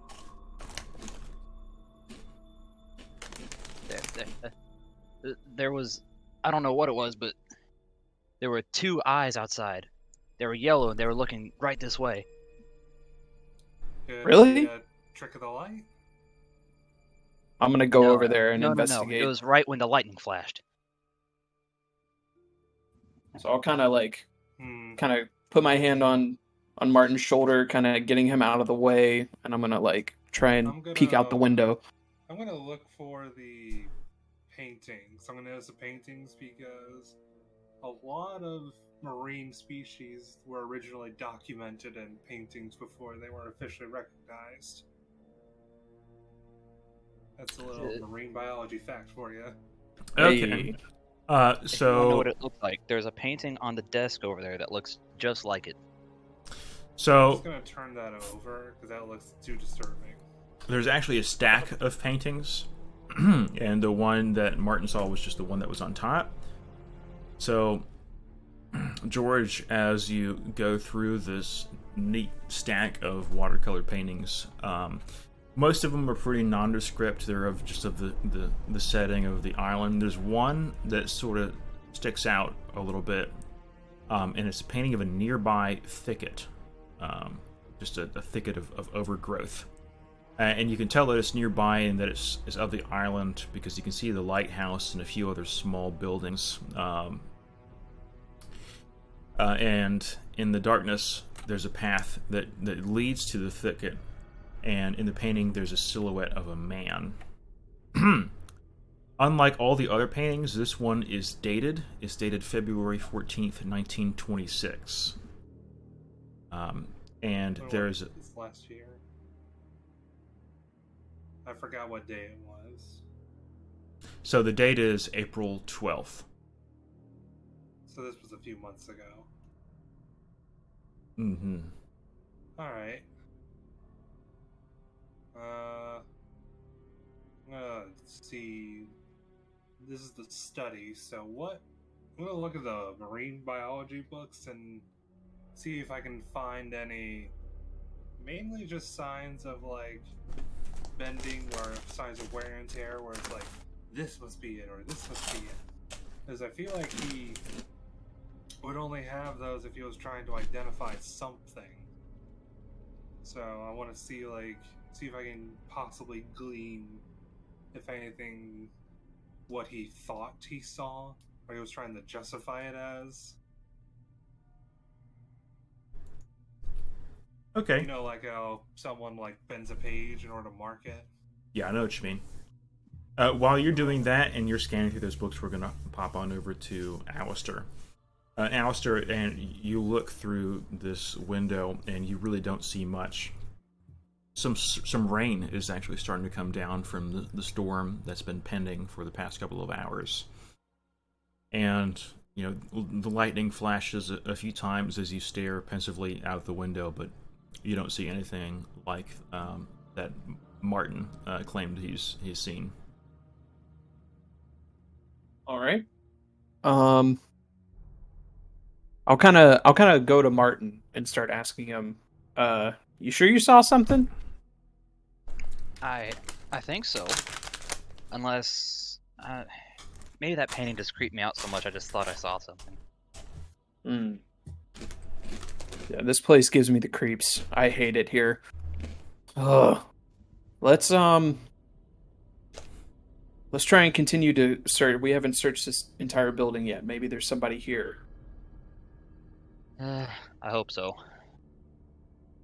And then I'll kind of be walking to the kitchen area. Okay. I'm gonna follow him out of this room. All right, we'll get to that in a second. George, as you're leafing through the marine biology book, you notice a few annotations and a few things circled. It seems whoever was reading through these books was looking for things that had sort of duck-like feet, or spikes, or cat-like eyes, and any feature like that, scales. There are a few images that are circled, and there are notes that are erased or scratched out. There isn't too much you can see that's cohesive. It just seems a bit of a mess. All right, Alistair and Martin, as you're walking towards the kitchen area, you are about to pass by the roll-top writing desk, and you notice it. The roll-top writing desk is closed, but it's right next to the door leading to the kitchen.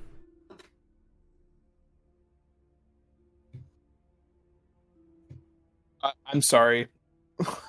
I zoned out for a second. It happens. That's I. I said I like big butts, and I can't lie. Okay. True. Culture. Other brothers might deny.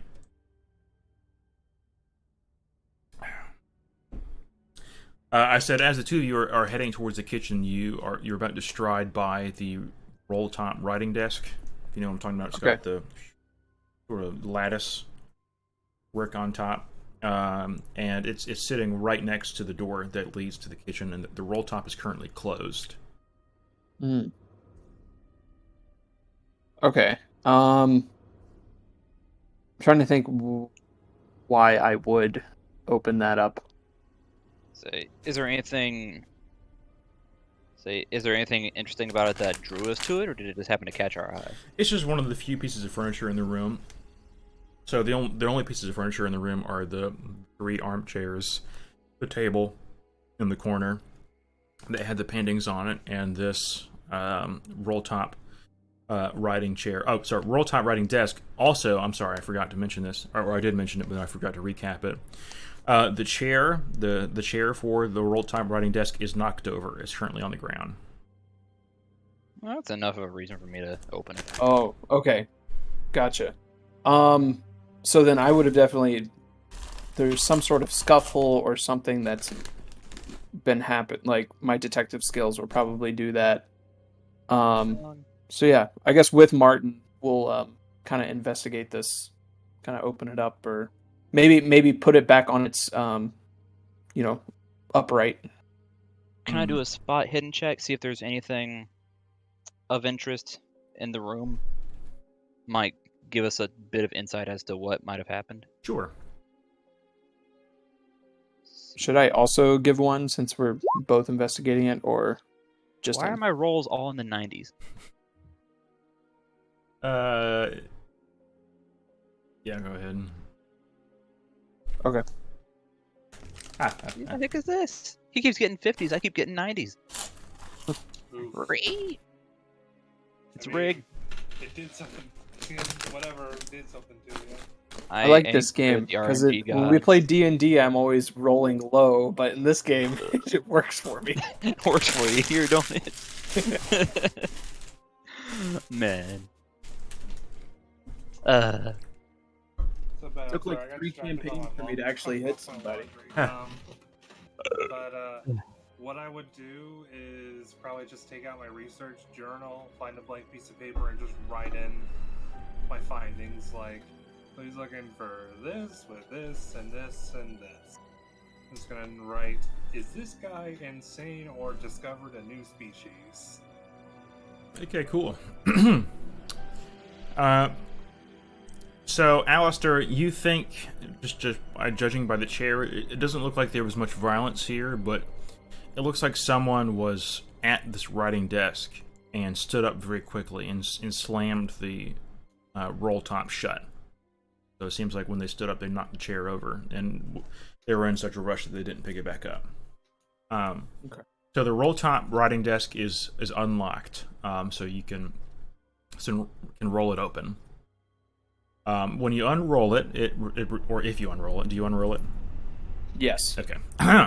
So when you unroll it, it reveals a half-empty, still warm cup of coffee and a lot of stationery, a lot of paper. There are envelope stamps, bottles of ink, and pens. There's a mess of invoices for coin appraisals from a variety of Rockport antique stores. Give me 1 second.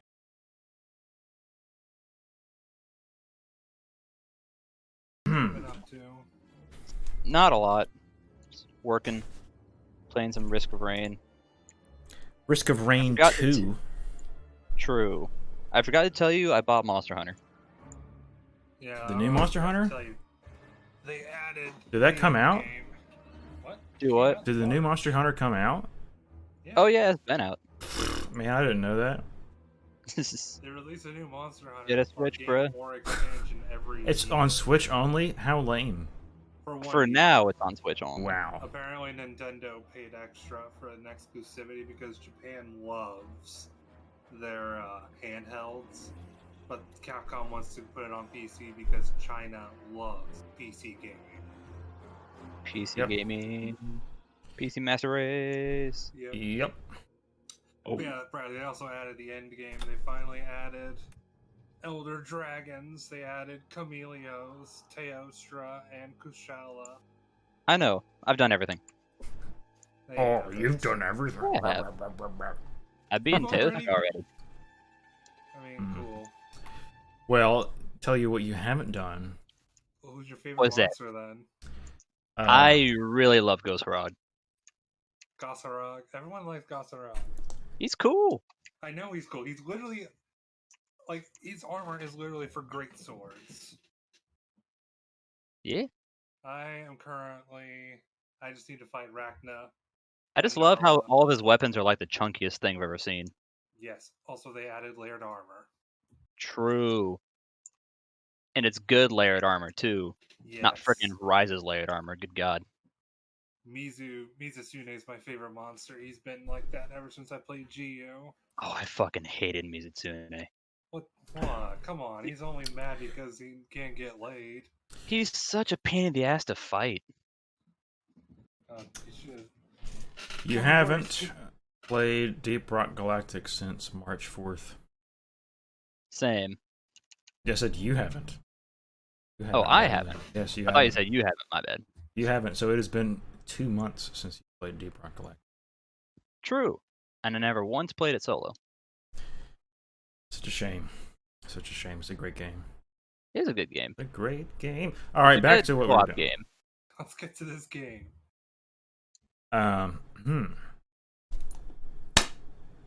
Jim here? Yep. Yeah. Cool. I was commentating on your faces during your phone call. It's like he looks really sad now. Oh, no. Now he's Also, asleep. Risk of Rain 2 is a fantastic game. Yeah, I've you seen turned on your gameplay of camera. that. Gameplay of what? Of Risk of Rain 2. I played the original. I haven't played 2 yet. Oh yeah, It's Brad, really I so have to much say, better. They added the Deviants back. Deviants? Yes, so now you got Red Helm Azeroth, Dread Queen Rathian. They added Dread King Rathian and Bloodbath Diablos. You mean get the any Apex armor- monsters? What? You mean the Apex monsters? Yes, but they were Deviants in GU. But this isn't GU. I know, but they're literally the same exact design and moveset, though.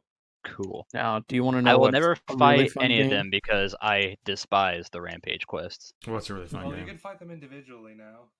South how? Park Stick of Truth. Oh, it is pretty good. Yeah. How? I got it for They're PlayStation like, 5. you It's said so you fun. beat The sequel's not as good, It should be But unlocked. the original's really Yeah. good. It never gave me any quests for them. They're like the tippy top of the quest. Let me look. Rise, Apex. Azeros. Okay, let's get back to what we were doing, boys. Yeah, you go. Yeah, we can do this later. Let's go. Yes. Okay, yeah, sorry about that phone call. That's No worries, bud. All right, so what I was saying was that once you've opened the roll-top writing desk, there's a still warm mug of coffee in there and a lot of stationery. There are envelopes, stamps, paper, bottles of ink, pens, and there's a mess of invoices for coin appraisals. And remember... That sounds like my friend. remember, Alistair, that you found a golden coin. Yep. Tucked into that mattress. So there's a mess of invoice for coin appraisals from a variety of Rockport antique stores. They litter the rest of the desk. The quotes range from $2 to $5 and are all dated from late February 1926. The coins... yeah, sorry. What else is on the desk? What else? So there's also a large coin catalog for identifying rare coins. And under that coin catalog are several letters from further afield antique stores, librarians, and universities. Each letter begins with a "Dear Mr. Cassidy," followed by an apology explaining that the sender is unable to determine the origin of the coins described in the received correspondence.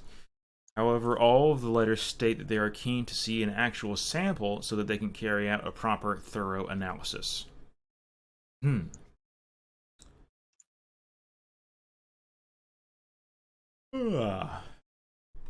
Alright, So let's just assume. I see. I don't know. I guess I'm trying to think. I'm gonna go ahead and say that my character left the coin there, but as like a detective, he has a good memory. So I'm just gonna kind of like briefly glance over just what I see, like on the top of like the coin catalogs and stuff like that, to see if I can identify what that coin was. You're looking through the coin catalog, you mean? Yeah. Alright, so you do not find it. No matter how long you take scanning through this coin catalog, you do not find... you do not identify that coin. Okay. Alright, and so... as the two of you scan through these letters, you notice that the first is dated in March 18th, and the last is dated in April, which is the current month. And the last one is from a Miss Anna Tilton of the Newburyport Society, and it is a handout that I'm going to reveal to all the players.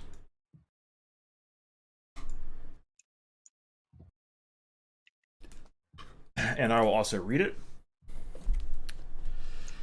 April 2nd, 1926. Dear Mr. Cassidy, thank you for your letter dated February 28th of this year. I do indeed recognize the coin you described, or at least I recognize the style of decoration, for we have a piece of similar origin here in our museum in Newburyport. As a result, I suspect your coin hails from nearby Innsmouth, and only the locals of that benighted town can tell you its true worth, to them at least. However, if you value your immortal soul, I strongly caution you against contacting any denizens of that place. No good ever came from dealings with Innsmouth. Instead, the Newburyport Society would be glad to purchase any coins you may have from you at market value once their authenticity has been confirmed. If you would care to make arrangements with me here at the Society's museum at your earliest convenience, then I can arrange to have our appraisers examine the coins, whereupon we agree at a fair price for the sale. Again, Mr. Cassidy, I urge you most strongly not to approach anyone in Innsmouth about your find. It it really is for the best of all concerned. Yours sincerely, Miss Penna Tilton. So that's the most recent letter here. George, what have you gotten yourself into?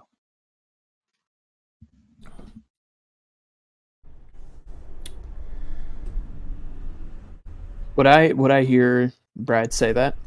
Or sorry, would I hear Martin say that? Or was that just kind of in your brain? It was just kind of under my breath. I guess you and I would be pretty close and be like, "Do you know this Cassidy fellow?" I regret to say that I do. What He's can a you good tell me about friend, him? But, well, I'm not sure how much he would want me to tell about him, but he's had dealings in these kinds of things before, selling and dealing items of questionable origin and questionable methods of obtaining. Interesting.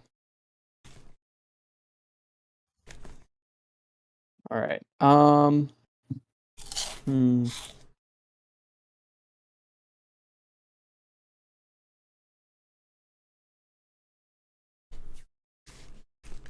to proceed to check out the kitchen because I'm very anxious. I don't know if anybody will be in here because I'm also kind of concerned about our safety, especially noticing these gunshots. So I'm kind of hurriedly trying to check all of our everywhere, especially now that Martin has seen someone. Okay, so you go ahead and do that, and I'm going to say that Martin, you, after being confronted about this issue, feel a little bit keen to make some space between yourself and Alistair. Yeah. And sort of just as you wait for them to take the lead and walk in front of you, you notice that this writing desk has 2 drawers that you haven't searched yet. And the left one is popped open maybe an inch or so. And you can see that there is a lock, but there's a key that's snapped off inside of it. Do you want to open this drawer? Are Alistair and George already out of the room? Alistair is already out of the room. George is over in the corner at the artist's table, and he is still working on cataloging this book and making notes on it. Yeah. Okay. I'll go ahead and look through it since neither of them seem to be paying attention. All right, so this left-hand drawer that I said is popped open a little bit and has the key broken off in the lock. It holds an empty wooden box, and the wooden box is opened. And inside the wooden box is a green velvet lining. It's shaped to hold a revolver. Clearly, it's a gun box. There are 6 loose bullets inside the drawer. And as I said, there is a drawer on the opposite side of the desk, on the right side of the desk, and it is locked. I take it there's no chance of recovering that other half of the key, is there? Or rather, the half of the key that's stuck in the lock. Well, you do have a bit of a criminal past, if I'm correct. Do you think that your character would be able to pick the lock for the other door, or maybe you have some sort of intimacy with locks? If there's an idea that you could have to get the remainder of the key out of the left drawer? Is there anything in the room that's relatively pointy? Not that you can see, but you are right next to a kitchen. That's true. I don't have anything. Let me go through my bio real quick. I don't have anything on me that would be very helpful for picking a lock. And picking a lock barehanded just sounds not fun.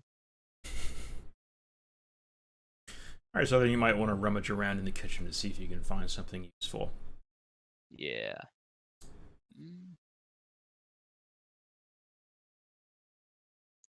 Have I entered the kitchen yet? Yes.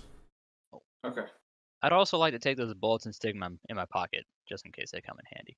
Okay. And before we catch up with Alistair and Martin in the kitchen, I'm going to describe another mechanic that we didn't talk about in the quick start guide, and it's about spending luck. We talked about luck, but there's another option with luck, and you can choose to use your luck points. So you don't just roll luck. If you choose to use your luck points, you don't just roll luck when I ask. You can actually expend your luck stat. If you decide to use your luck stat, you're trying to change a failure to a success, generally speaking. You can also use the luck points to alter the degree of a success. You can make a normal success into a hard success or an extreme success if you have enough luck points. So you can burn your luck points approximately to one luck point to a roll point, or so say again you're. So, like, say you roll something and it's not like you don't meet like the desired requirements for the roll, you can use that many points that you're missing from your luck stat. Yes, that's exactly what I'm talking about. So say you have a strength of 30, and you're trying to force something open, and you roll a 25. You can use 25 of your luck points. So you subtract that from your total luck point, and you don't get those back. But you subtract that from your luck point pool to make up the rest of that roll. Interesting. Makes sense. How do you acquire more luck? Or do you just not? Basically, you don't. It's something that can be gifted to you by the keeper as a reward for something. Okay. But there's nothing you can do to get it back. No. Yeah, there's no guarantee that you'll ever get any more. Gotcha. Okay. Okay. All Mm. right. I may just give up on the whole lockpicking thing because I don't seem to have very good lockpicking skills. Feels bad.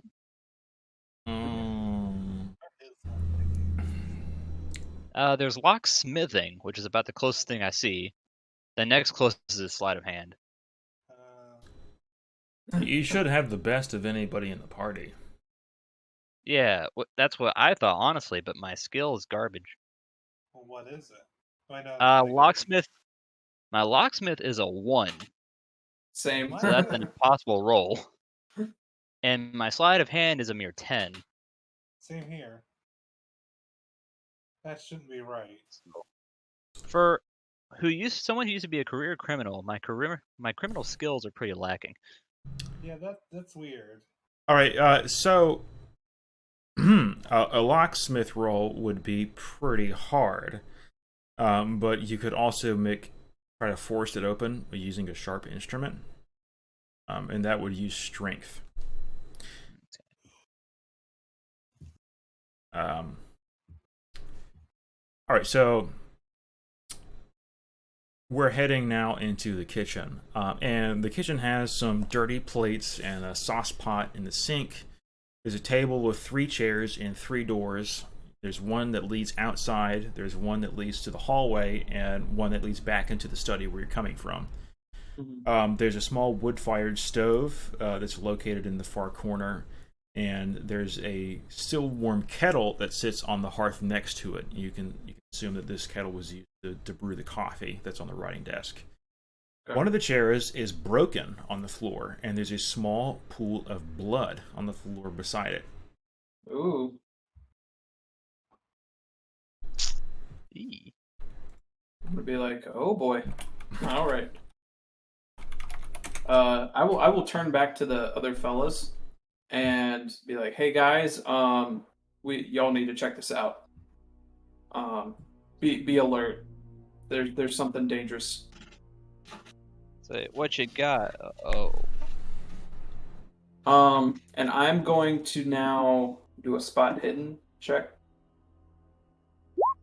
All right, what is the goal of your spot hidden check? Just to see if I can find maybe just something. What it was? What's the words I'm trying to look for? anything other than just the scuffle, maybe to help me, maybe like a footprint or just kind of investigative skills to kind of look more about what this kind of scuffle was.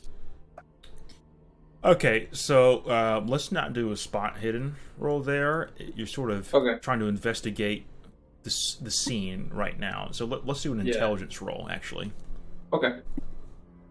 Because you already have like the blood on the floor, you have the broken chair, Right. you have these other clues, so you're trying to piece those together. Yeah, that makes sense. Cool. Just barely. Woo. Hey, barely is good enough. All right. So, do you think that the broken chair that is on the floor might have been used as a weapon?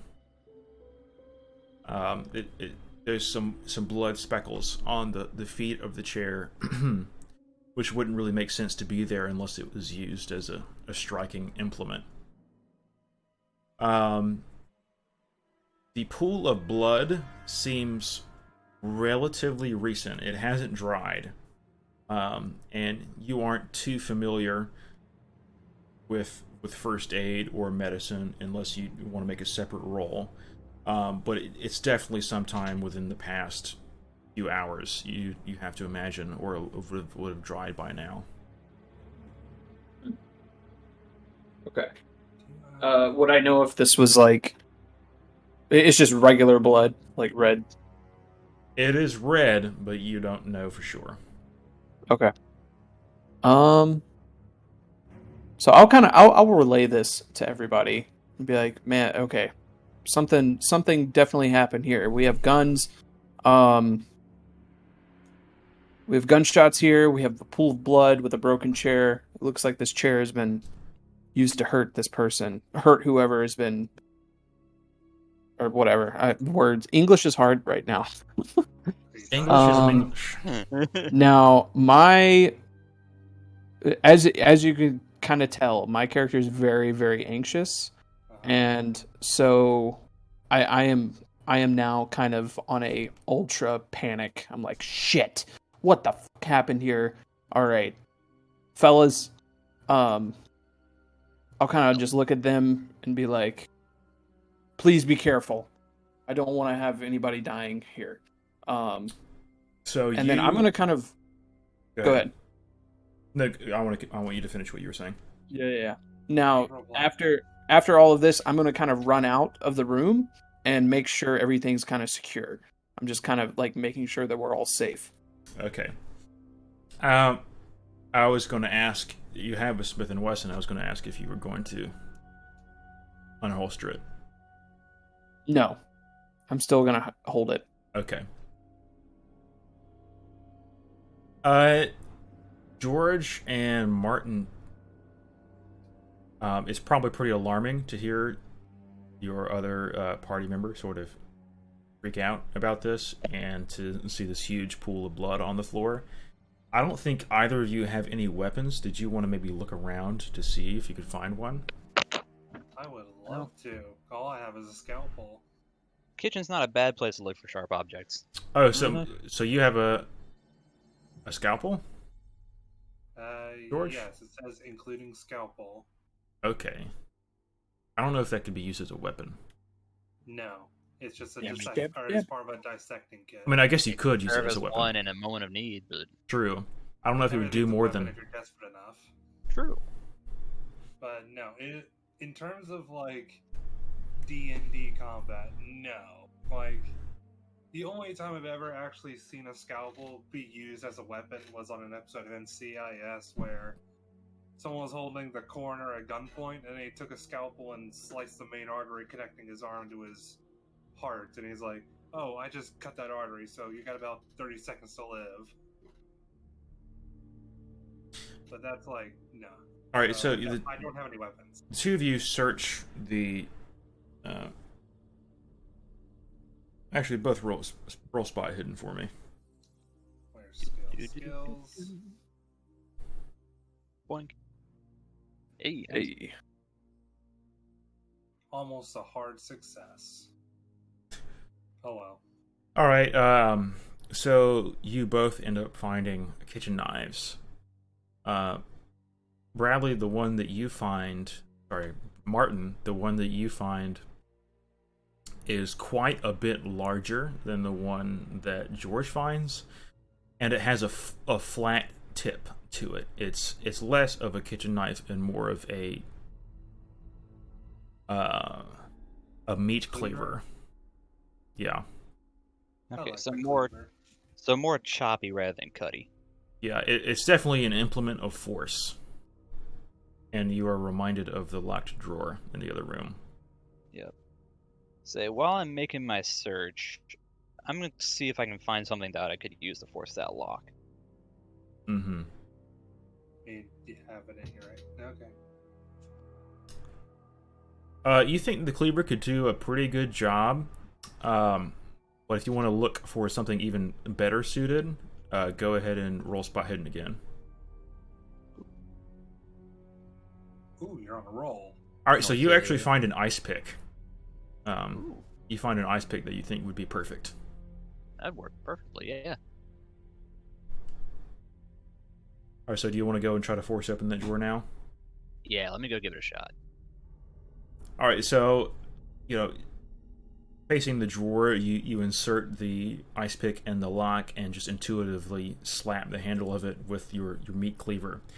And it's a delicate lock. It's really more for show than anything, and it just crinkles after that amount of force.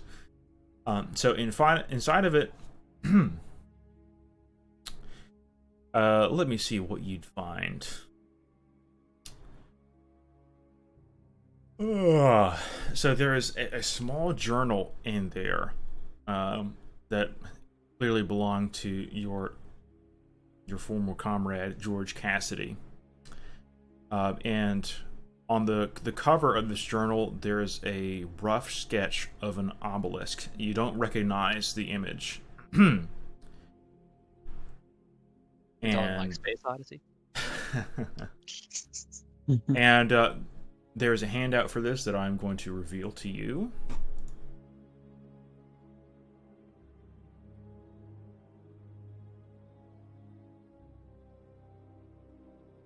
I'm just going to put this in your journal since you're the one who looked at it. Okie dokie. Do you want to read it, or do you want me to read it out loud, or what? Oh, that's hard to read. Oh, if you scroll down, it's in plain text. Yeah. Oh, thank God. No one reads cursive anymore. I do. Well, okay, I could cursive. read. This cursive is too small, honestly, for these. Yeah, that was the problem. If you could enlarge it, I could read it, but. Let me see. I'm just gonna read it to myself for now, just in case it's something I don't want the other two to know. I'm literally about to pass out, so I'm good.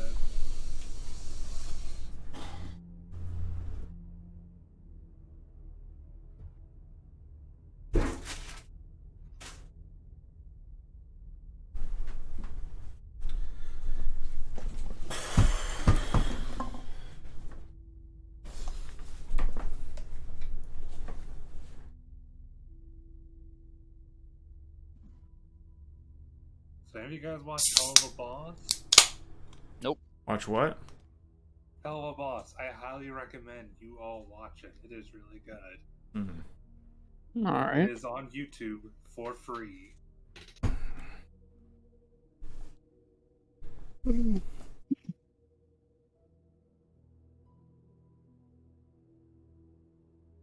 mean, Lizzie literally got like Invader Zim, and there's like a guest star in every episode, except for maybe episode 1 and 2. Actually, no, yeah, in episode 2, she literally got Beetlejuice from Broadway, and in episode 3, she got Christina Vey. Let's see, episode 4.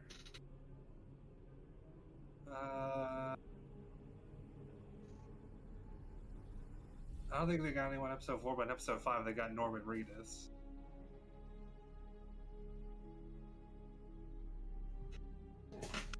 Again, it's free.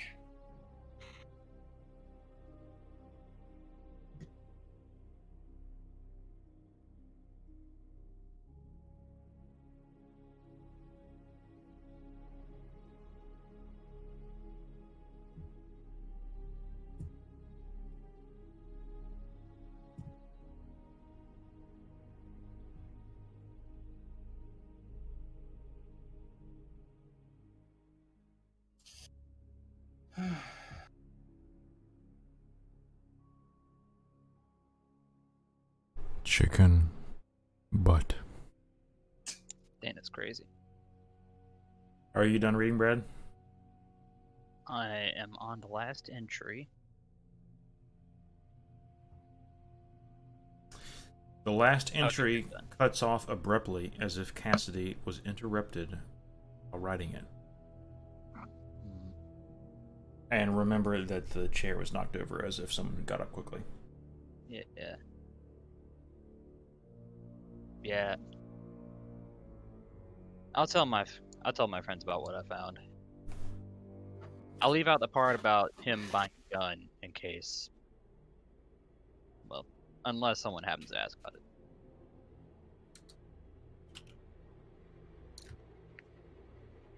All right, can you play out that convo for me? Hey guys, I found another one of my mate's journals. Nice. Turns Really? out What's it say? he a little while ago he sent me a letter about a job he wanted me to do, and I was coming out here because I wasn't sure if this was a legit thing. But this journal right here kind of explains what was going on. Turns out he found these coins that were just hanging out on this island, and he was gonna send them off and see if maybe he'd get them, sold or pawned off somewhere. I was scared he'd found them through questionable means, but looks like he found them just on his own. Interesting. So your friend works here, or He may was know one of the my. lighthouse. I have He a was one of the colleague here. lighthouse keepers, yeah. I have a colleague that's also here. His name's Turner, Marcus Turner. And and this is, I guess I'll kind of show this to everybody. I was reading. No, never mind. I'm not gonna share that. Be like, Strange. okay. My journal Because doesn't now, mention anything because about I didn't Turner. know. What was Doesn't that? mention anything. This journal doesn't mention anything about a Turner, just mentions a Michael and a Smith. Interesting. Michael Turner is who he's talking about. Oh, is it Michael? My bad. I'm pretty sure it's Ah. Michael. Well, Turner's There his we go. last name, Michael Turner.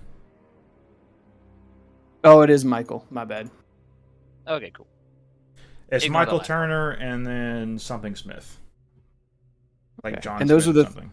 those are the three names that I saw on the thing. Yeah. Okay. And the sort of the structure of the building has strongly implied that there are three lighthouse keepers. Yeah. The 3 beds is key to that. 3 beds, 3 pairs of boots, although one is missing. 3 lanterns, although one is missing. Okay. Looks like he didn't want anyone else knowing about the coins, though. He kept them all to himself. Mm-hmm. Didn't even say anything. The oddest thing is that the last entry just kind of ends.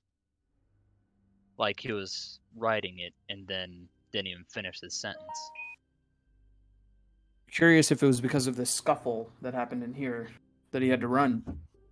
It's hard to say, but He might be of the last injured. the day of the last entry, this Smith person just kind of disappeared, didn't even say goodbye. It's not so much that it looks like he left, it more looks like he just disappeared. Odd. Well, based on this blood in here, I hope that your friend's okay. We better find them, as well as my colleague, Michael. Same for your friend as well.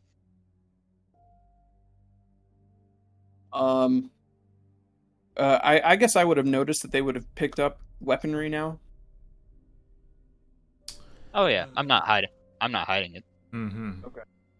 I'll kind of look over and be like, "Well, good for preparing yourself, boys. Would you like I'm to help on. me check out the upper part of the lighthouse? Maybe we Absolutely. can find somebody there or something else." Was there anything else in that writing desk, or was it just the journal, or in that drawer? In that drawer, it was just the journal. Okay, cool. Well, let me double check. Again, this is new for me, having... No worries, man. And I'm gonna ask to like Yeah. during all of this, I'm gonna kind of like ask Martin if it's okay if I can like look at it, but I won't like keep it. I'll like kind of like Martin's kind of holding it in his hands and he's letting me look at the whatever pages that he wants me to look at. Mm-hmm. That's up to Martin.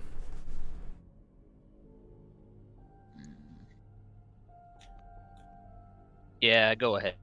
Just try not to think too hard about the. Try not to think too hard about the April 3rd entry.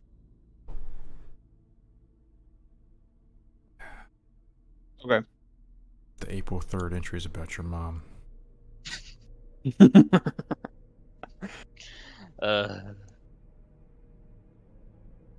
Ha ha ha! I am the king of humor.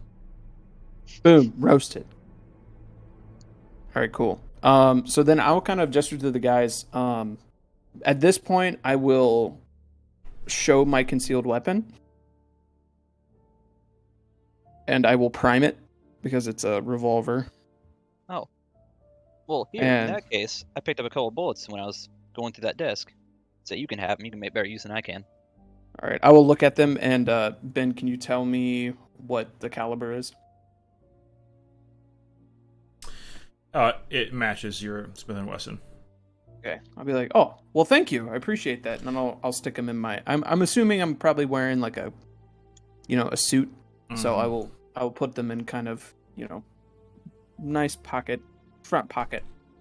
I shared the journal with everyone, so you should be able to read it now, Jim, if you want to. I don't see it. Yeah. Oh, Lightless 2. I don't have that. No. Okay, That was really loud. Ow. Sorry, You didn't need to. it's a condenser microphone. It's fine.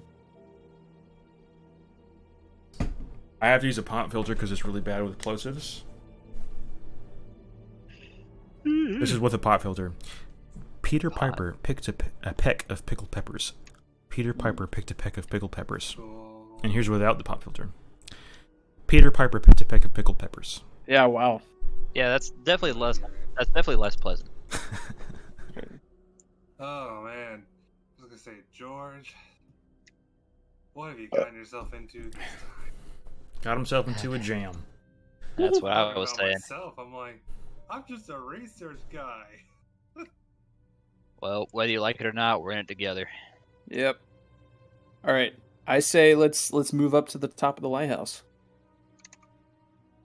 Oh, also, Sorry. I wanted to mention to you guys, in that writing desk we were looking through, there was a drawer that had an empty gun box. So just be warned. Okay, so somebody's armed. Someone in here is armed, yes. At this point too, I don't know. It'd be like, okay, I'm a little nervous, as you could probably tell by the I think time. we all are. This is terrific. All right, so as I'm you... actually terrified. I'm just that exhausted. Oh, hold on.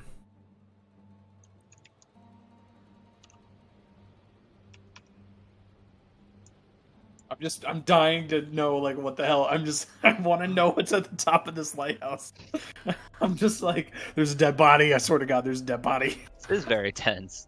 I want to know. I want to know before I pass out, so please let's speed this up. Because me and just my body saying, fuck it, you're going to sleep, is getting really close. Almost been a minute. Excuse me.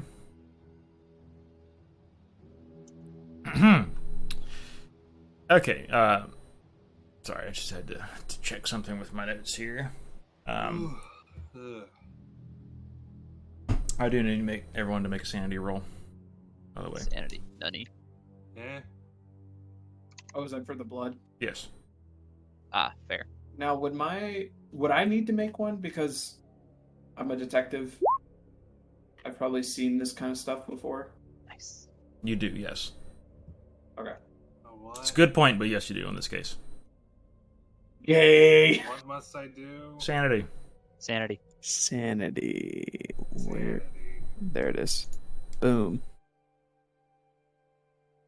Ooh, that was close. All right, George, you need to subtract 1 sanity point. Oh, that it. Actually, not 1 sanity point. You need to subtract 1d4 plus 1. Oh, so that could be up to 5. That's way worse. Oh, 1D.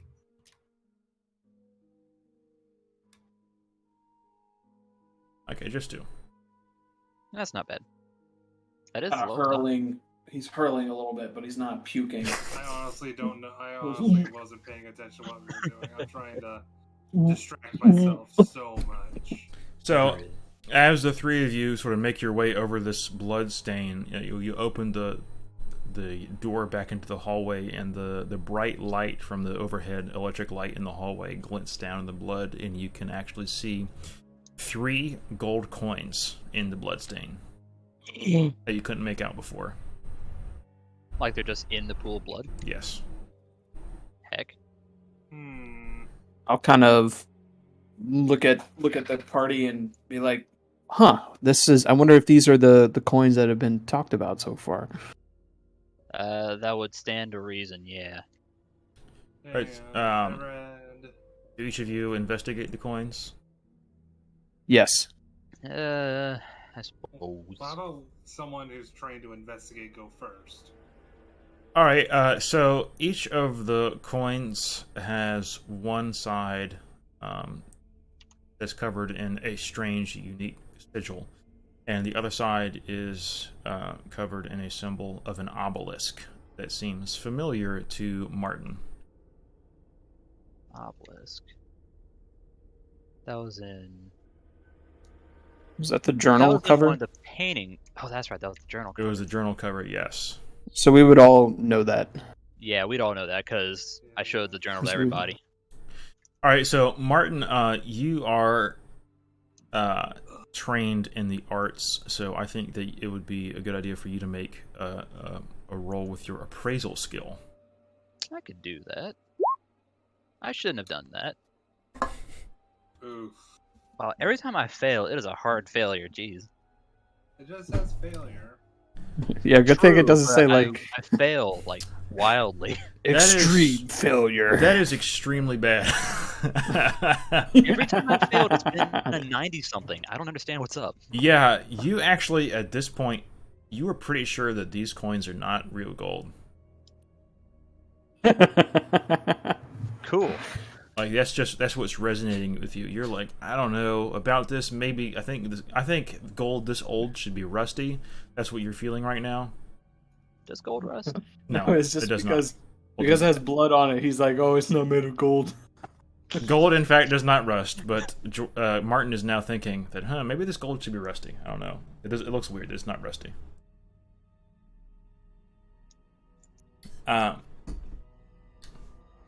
But the other side of the coin that doesn't have that does not have the obelisk, each one has a seemingly unique pattern along it that has nautical themes that especially resonate with George.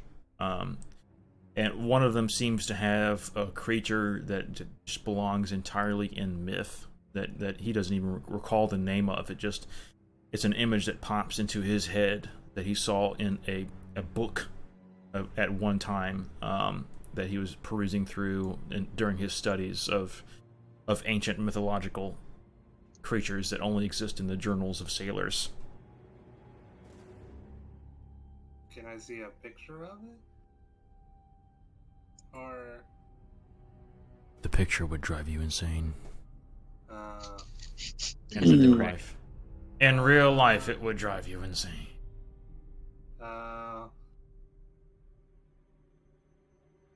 was gonna say, like, can we please get this lighthouse going so we can get off this island? You best start believing in ghost stories. It's Turner. 'Cause you're in one! Okay, Barbosa, let's calm down. Hey man, Pirates of the Caribbean is a classic. I like the first three. Yes, Agreed. The only three, I think you mean. No, there's a fourth one. There's 5. Bad. Oh, there's a fifth one? Yeah, I never saw the fifth one. there's one I that didn't came out even after know. the Blackbeard one. I gave up on the Blackbeard fourth one. was very, very okay. It was very Oh, okay. wait, the fifth and that's one was not all with there the is. mermaid. Holy crap! Was it? What? Your Dogecoin went up? Actually, I had about 100,000 Elon. Dogecoins way back in the day that I don't have access to anymore. No. You could That be sucks. rich. You'd be loaded. You'd be a millionaire. Jeez, Daddy hold on, Elon's one gonna second. take it to the moon. No, hold on. What? Great. Now I have to deal with bin suspense and this freaking lighthouse. That can bet Come in on. its freaking lighthouse. You naughty, naughty. By the way, have you guys watched Dragon Prince? I know Bradley has. I've seen a single episode. Dragon Punch is great. I highly recommend everybody watch it. Okay, so I've been having problems with my Seen it motorcycle. all. I actually went to pick it up from Charlotte last week, and I only got 10 miles before it broke down again. And the idea, because it broke down immediately after I filled up the gas tank. And the idea was that I had let it sit for a while, and the top of the gas tank didn't have gas in it, so it like dried out and rusted. And when I filled it up with gas, it knocked all that loose and got in the fuel intake. Here's a picture of what they took out of the gas tank.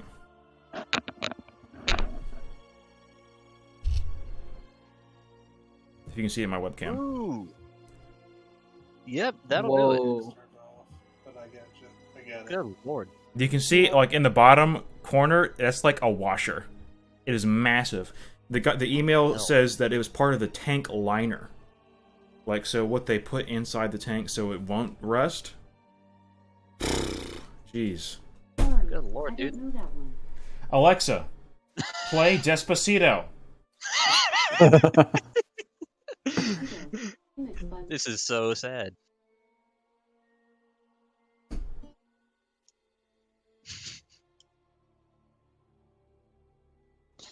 Don't remind me of that song. Dr. Boink did a recording of that, or did an arrangement of that for Latin Combo, and I wanted No, to kill I know, myself. I heard it. It was like one of the worst things I've ever heard in my life. Alexa, stop. Aw, rip Despacito. Okay, so you want to climb the lighthouse, right? Yes! Yes, please. For the love Okay. of God. I just want to pick this over. So I was going to say something and I forgot what it was, but oh well. So as the three of you climb the lighthouse, you eventually come upon a room that's just below the peak of the lighthouse. And it's the service room. It's located immediately below the lantern room. Yep, right there.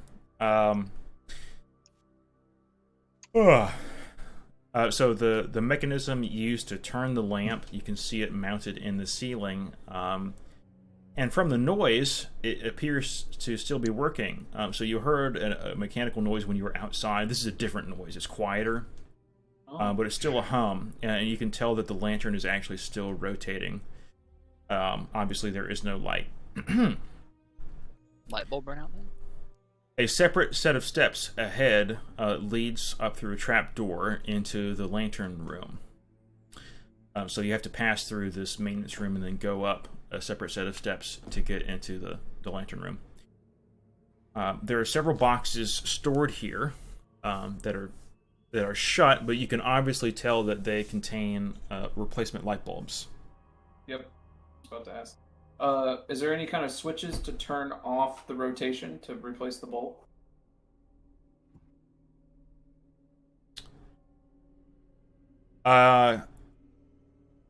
No. Because you said it was like spinning and stuff. Yes. There does not seem to be a way inside of the lighthouse to cut power to the lamp. It seems that if the lighthouse is receiving power, then the lamp is receiving power. Okay, so there's no real way to turn it off other than to just turn off whatever's powering it then. Yes, that's what seems to be the case. That seems very inefficient. So there's also in the service room, there's a workbench, and there's a maintenance log. And there's also a radio. Okay. Let's go investigate this log. Okay. I'll kind of just open it and check it out. When he does that, I may just try the radio for shits and giggles. All right. So Play me some tunes, Sonny. I'm going to need someone to do either a mechanical or electrical repair roll. Let me. Do I know anything about that? Where's electrical repair? Electrical repair is under arts and crafts. Arts and crafts. That's interesting. Because of course it is. I nominate not me because my skills are trash. Let's electrical repair. And you said what was the other one, Ben? Mechanical or electrical? Penis. Nothing. I will try. Wait. Carbo. That's what my skills are. Come on, you're smart. I am book smart. Where's I am mechanical? science. Oh, I found it. I am a man of science, dear fellow. Ah. Darn. Oof. It's not good. Hard failure. Oof. Oof indeed. Should I, George, are you Can gonna I- try? My skills are garbage. you never know.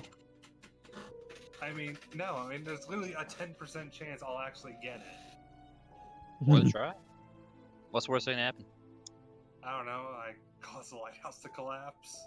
I don't. Well, we're think- just reading. We're just reading this book. I think we're just trying to Screw decipher it, I'm this. gonna roll for that. But that's what I thought would happen, but still. Hold on a minute. There is a Dang, I don't think you've rolled anything lower than a 40 so repair far. book downstairs. I remember seeing it. Didn't I? pick Oh that? yeah. Or did I? No. There was a repair book, and that will help you if you want to repair the light bulb, but it will not help you read this maintenance log. What's up with the maintenance log? It's just a maintenance Sorry. log that you were attempting to read. Okay. Oh, How are we I gonna will do go different? get the repair book because I know exactly where it is. Okay. I guess don't you know bring if- that- Would you like an escort, or are you okay? Please. Okay, I'll go with you. I'm a lover, not a fighter. Yeah, I trust Literally, Alistair. too. He has a All gun. my stats literally complement being the charisma Chad. Well, as they're going downstairs, I will continue up into the. Since I can't really. Is there anything else in this like lower area? There's the radio, but that's it. Okay. You can't read the logs? Well, Martin already fiddled with the radio. I don't He think we ever did. said I only that he talked- was going to, but we did not actually get to that. Yeah. Okay. I guess I will fiddle with the radio then. Okay, so the radio is in a state of semi-disrepair. It seems as if it was broken and someone has taken it apart to try to fix it. Let me see. It doesn't look too difficult. It looks like someone has already done most of the work of repairing the radio, and it just needs to be reassembled. It looks like a capacitor was blown. Someone left in a hurry. So if you can reassemble it, it looks like that you could operate it. All right. What do I need to do to try and fix it? So you can roll electrical repair. Boom, There. baby. Nice. So you successfully repair the radio, and you do, in fact, get it working. So you could now contact the mainland or the Coast Guard. Just as it's sitting right now, you have it turned on, and you can hear the chatter coming from the Coast Guard. It's just all benign. Except for you can hear the Coast Guard effort to rescue lifeboats from the crashed SS Essex. So we could probably let them know that we're on this island, It, since we are survivors. yeah. Might not be a bad idea, because then they'll know, and like you never know. Also, you are a Bureau agent. I don't know if perhaps there is a frequency or a code that you know that could communicate with your superiors. There's nothing on my like character sheet or anything like Well, that I know that talks about that. It's role playing. It's Oh, gotcha. Frequency 1.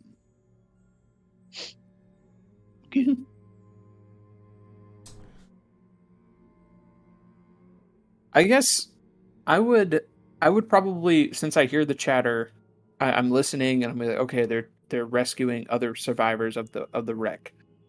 I'm going to pick up and contact. I guess I'm just going to assume it was the Coast Guard. I'll be like, hello, my name is Alistair Ramsey. I'm with the Bureau of Investigation, badge number blah blah blah. And let them know that we are stranded on this island here. We are okay. Trying to think. So while you are giving this broadcast, you hear a noise behind you that's like... It's a lot quieter than that, because that was probably pretty loud. That was really loud. My I would be like, I'm turning around. Bang. It was... Yeah. Was it like a static noise, or was it like a wood like creaking? It was like a creature noise. Oh, like a creature. Oh shit. I'm going to turn around and be like, what the fuck? And so you look behind you, your instinct is to look towards the door. And as you first look there is nothing. But after a few moments, you see a yellow glint just for half a second, and then it's gone. So I will instantly recall to the handout underneath my, or that I found underneath my friend's bed about... No, never mind. Sorry, I misinterpreted. I will instantly remember what Martin described. I'm going to be like, oh my gosh. And I will pretty much at this point have my gun at the ready and kind of try and investigate just around the area of where that light was. I'll kind of call out and be like, who's there? That kind of... Nothing answers.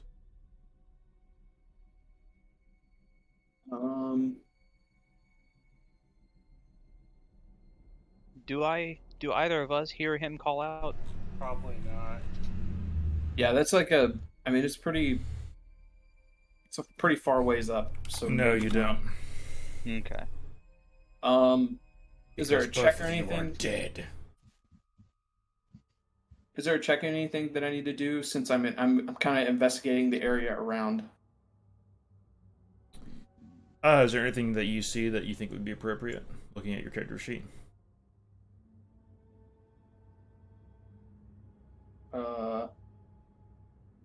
Only thing I can think of is like a spot hidden, maybe, or maybe just like a simple.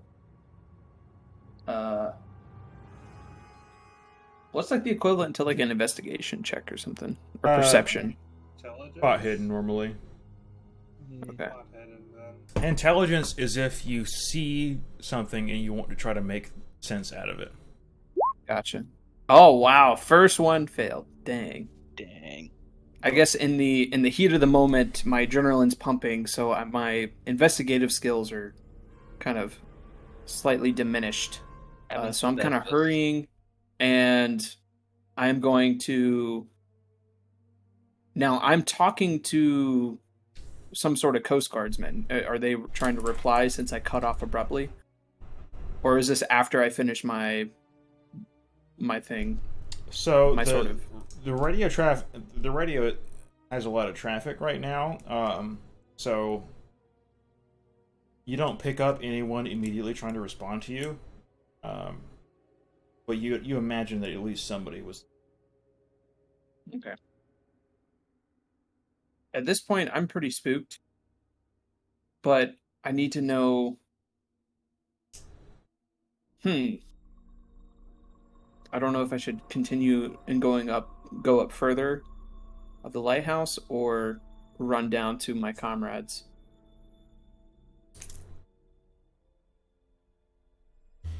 All right. Well, it shouldn't take too long for them to return. And I feel bad, but That's right. I really have to go to the bathroom again. Oh, you're drinking a growler. A crowler. A growler's bigger. Yeah, the growler's like a gallon. Mr. Crowler. That reminds me, Bradley. Like, I need to show everyone that painting with that thicket that's surprisingly shown. The thicket. It's real sus, and I want to investigate. But I'm probably not gonna go to sleep soon because I'm literally going off of a small adrenaline boost. And Bradley, why haven't you watched Dragon Prince yet? Jim, that was too. I know nothing about it. What is it on? It's on Netflix. No. I will check it out. I've been currently watching Naruto Shippuden. Oh You're my gonna beat it man. for years. I've finished. He doesn't have to wait for episodes to come out. At least it's all finished. True, Yes. but that's still like 300 episodes total. 500. It's way more than 300. No, I'm thinking of the first one then. You're thinking Yeah. like 800. There's 800 total, yes. But still, Bradley, you need to watch it. It's really, really good. I'll think about it. Come on, you literally have Ooh. elves are pretty much European. Like the moon elves are Scottish, and the sun elves are French. But that tells me nothing. It means you need to watch it to find out. But you're not telling me anything. I mean, you Nothing only watched helpful. one episode, though. True. The first episode should kind of give you a big Read. gist on everything. I think I watched maybe 2 or 3 episodes at Ben's house. I don't remember exactly how many. It wasn't bad, but it didn't really strike me, honestly. First season's pretty bad compared to the rest. Of what? Aha. Well, there you go. Dragon Prince. The animation for the first season is horrible. Like, it's straight up garbage. But it gets way better in the second season. I mean, they admitted it, though. It's like, yes, it's gonna suck because we honestly didn't know how to even take off. Well, initially they actually tried to say that it was a stylistic choice, but it wasn't. I don't believe that for a second. Alright, so Martin and George, your trip down to retrieve the maintenance manual is pretty Uneventful. uneventful, yeah. And you return to Alistair, and he has his Smith & Wesson drawn and at the ready.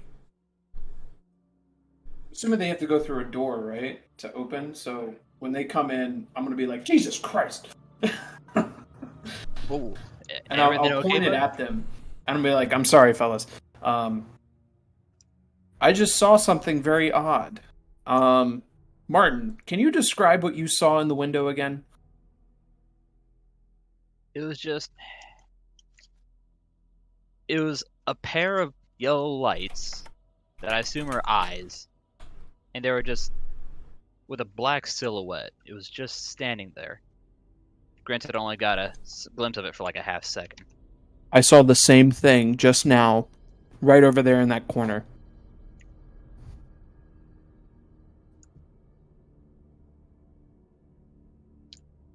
I was trying to contact the Coast Guard and let them know that we were here, and then all of a sudden, I heard a kind of a gurgle noise, kind of a gurgle growl kind of thing. Wait, hold on.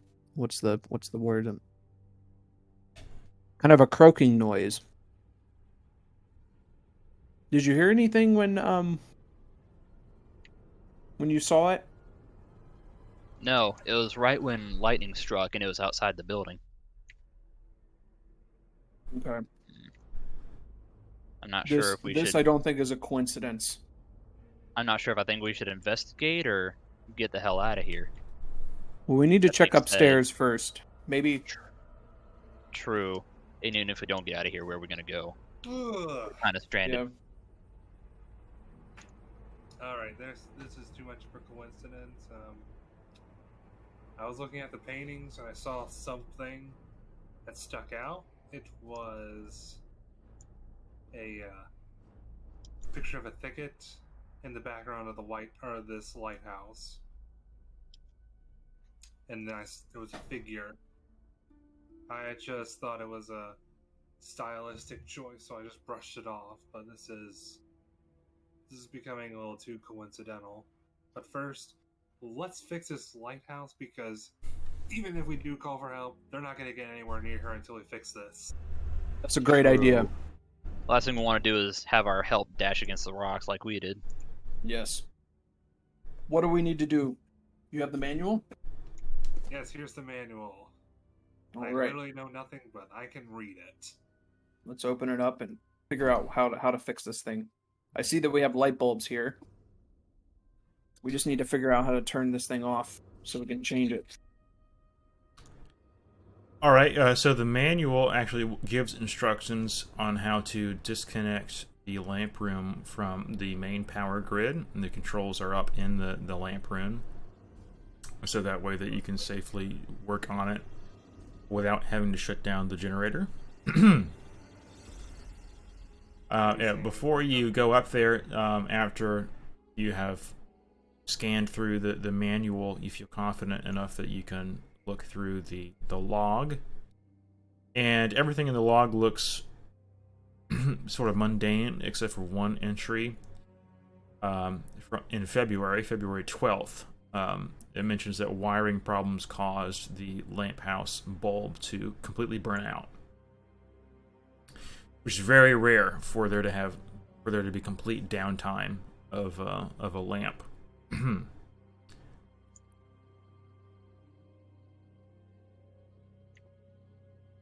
Alright, so do you want to head up to the lamp room? Yep. Let's get this thing fixed. Oh, show. I'm just gonna mentally brace myself. Because you know there's something up there.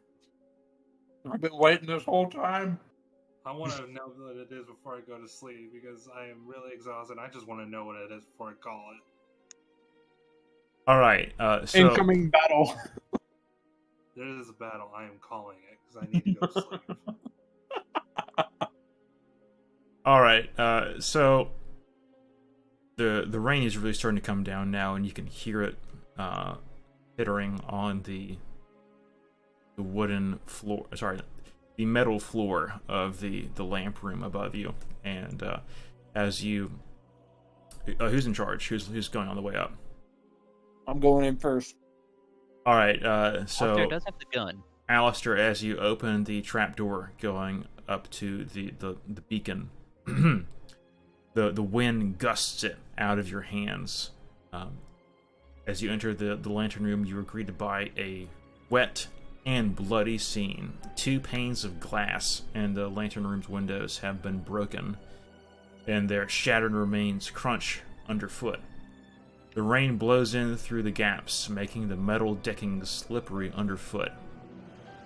Adding to the slipperiness is blood from the corpses of 2 men, along with that from 2 bizarre fish creatures, which lie inside the room's narrow confines. Whoa. One of the dead fish things is latched onto one of the men's necks by its teeth, even in death.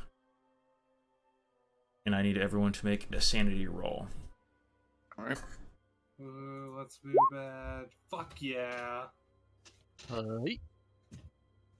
We all fail. No. Ooh. We're gonna be crazy by the end of this.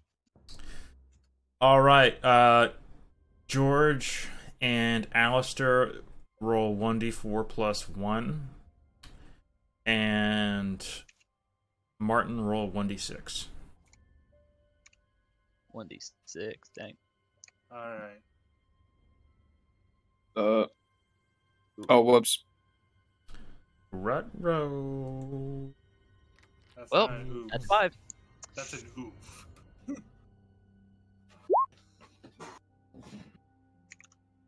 Oh, didn't you say it was 1d6? Oh, wait. Mine was 1d6. You guys get a Ah. 1d4 plus 1. Oof. Yeah, about to say, Bradley, you don't get it. That's not an oof. That's an oof. Yeah. Try and relax, boys. This ain't pretty. Alright. Can we please call it here? In a little bit, not quite yet. Give us Alright. a few more minutes. All right, Martin, you are having a bout of madness because you recognize one of the corpses as your longtime friend, who you have not seen in quite a while, as George Cassidy. And you drop what you're currently holding, which I believe is a knife. So you drop that to the ground, and it clangs on the wet and bloody metal floor of the beacon room. You have also become paranoid, and you are convinced that everyone knows about your past, and in turn, and intends to turn you in to the police. Little Okay, does he so know. He has a bout of madness. That's terrific. He gets 1 free action. Okay.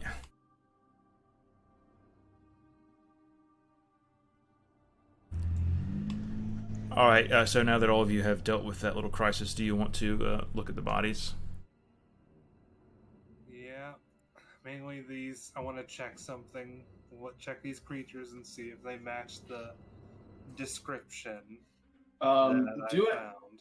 Do I know that George is a marine biologist? I don't know if you've shared that. No, but I haven't made. I mainly said like worst research trip ever, and Okay. So I will look at I'll kind of look at George and be like, you said before that you're on a research trip. How about you research this? I'm just kind of kind of the cool guy. I'm gonna do like. I'm just gonna like. I'm gonna first look for how these things were killed. There we go. Words. Yes. Okay. That's a good thing to do. All right, I'm going to show you a handout of these mysterious corpses. Whoa. Ooh. Mm. Oh, merman. Fishy. Sexy. All right, so the body that is nearest to the stairs is very strange looking. The man, garbed in a heavy hooded raincoat, appears to have a narrow head and pronounced flaps of skin around his neck and jowls.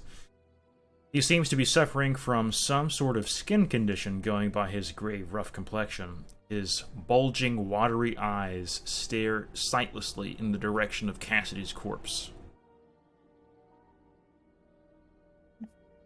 Is he also wearing human clothes? Or is that just the picture? He's wearing human clothes, yes. What on earth? Why are they wearing, normal people clothes? Alright, so the monster wearing the clothes seems to have more human features than the one next to it. The dead fish creature that lies next to the strange man. Both it and there's the strange man and the hood who has fish-like creatures, and then there are actually two fish creatures, and one of it is attached to Cassidy. Do I recognize the other body? No, the other human? You do not. Okay. I I will say to the crew, I'll be like, I don't know either of these two men, so it looks like that my friend might be. Maybe we can deduce that this is Cassidy and Smith. Mm. Oh, I know that one's Cassidy. You do? Okay. I'm sorry for your loss. All right. Looking. So we've examined what they look like. Is there a gunshot wound or a stab wound? Kind of deduce how these things were killed. Roll either first aid or medicine, or if it's you're examining the fish creatures, natural world or science.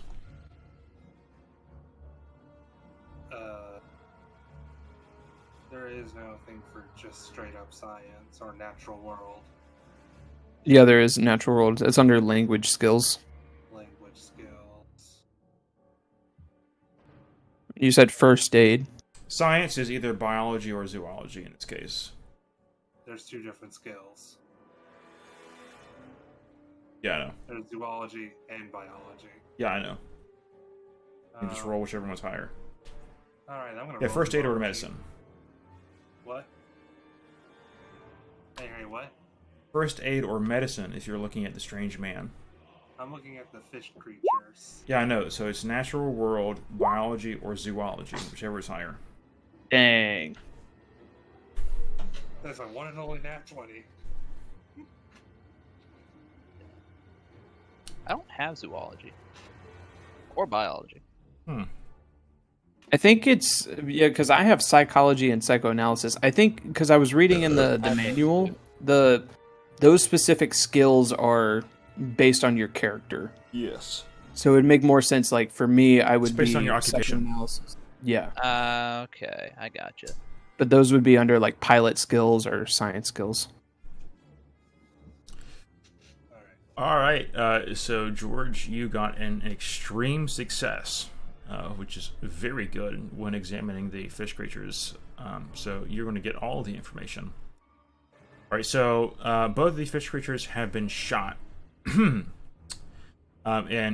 it looks like the bullets entered... the bullets that killed these fish creatures only killed them because they went into the softest, fleshiest, most vulnerable parts of their bodies. The rest of their bodies are covered in scaly exteriors.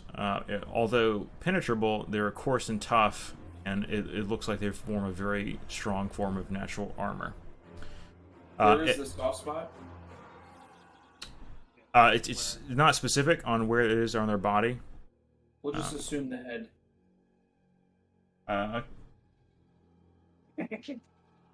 Evidently, Cassidy was a lucky shot. Alright, and so your success also reveals that there are slimy needles hidden within the creature's dorsal fins. If the... So you conclude that the needles are more than likely used as projectile weapons. Oh. And also, because of your extreme success, you conclude that the needles are coated with a self-produced poison, although the exact nature of the venom cannot be determined without proper laboratory testing. And we're literally in the middle of nowhere. Mm-hmm. All right, so the corpse of Cassidy, do you want to look at it, Martin?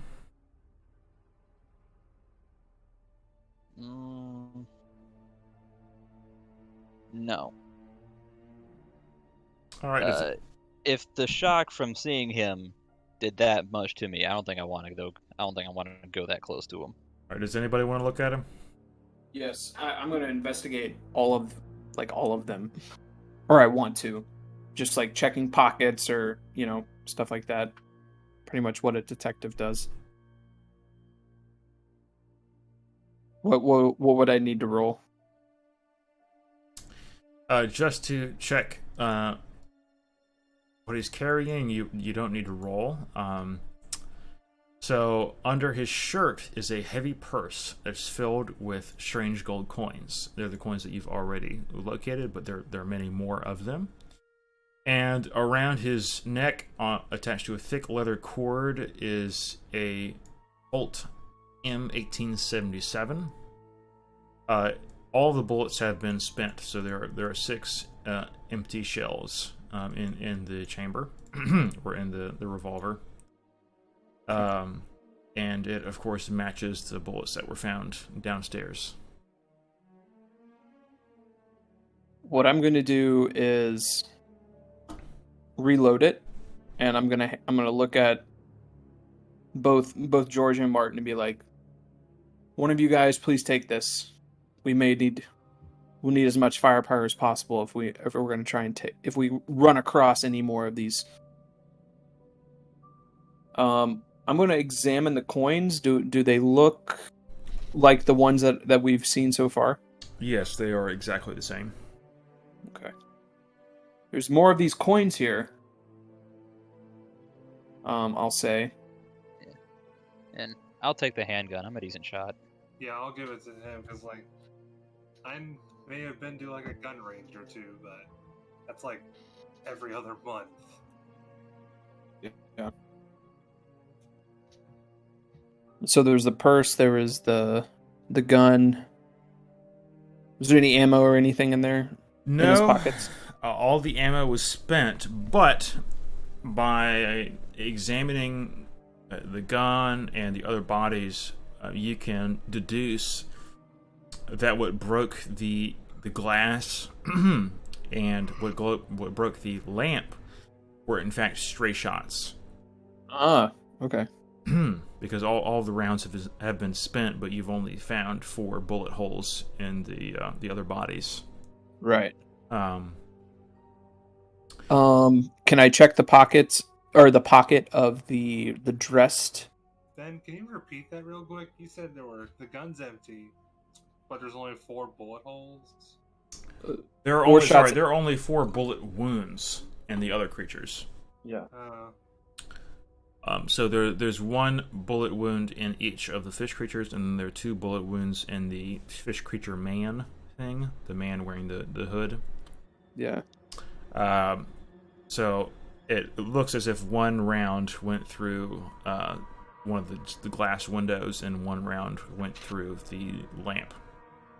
Huh. So you look through the pockets of the fishy man, and you do not find anything of note. Okay.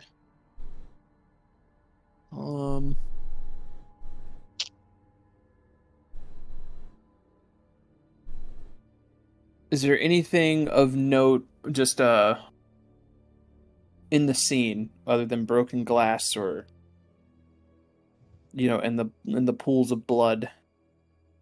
Is there anything else just like what other than like the light and all that? Is there like, a cupboard or something? No, normally there isn't much stored up here. In fact, the only thing that seems to be a permanent fixture up here is the lantern. And as you have access to the repair manual, you notice that not only is the light broken, but the light lens is also broken. And since you've searched the service room, you know that there is not a spare lens. So it's impossible to completely repair the lighthouse at the moment. You can replace the light bulb, and that is better than nothing, but that's just a temporary fix. And it won't restore the lighthouse to full working order. Right. You approximate that that'll take about 45 minutes. What do you think, lads? Should we go ahead and fix it to the best that we can, and then I think maybe run down to the radio. Maybe one of you run down to the radio and call for help. Or maybe I should. Yeah, maybe you should. At this point, I'm going to, I guess, a little bit of role play here. I'm going to try and contact one of my superiors in the nearest like bureau office or whatever. Through the radio, and call for backup, and then try and get in contact with some sort of Coast Guard. Oh yeah, but before you do that, I'm gonna turn to Martin, just give him a big old hug and say, "I'm sorry, bro. I know he was your friend." And then, Thanks. So who's going to start working on repairing the light bulb? I guess I'll ask Martin to do that. I guess I'll help because I'm pretty sure our combined knowledge would probably be better than not. Yeah. So I have, Well, actually, I am kind of mechanical, so maybe I should do that, and then y'all I guess I'll head down and talk. try and get in contact with the Coast Guard.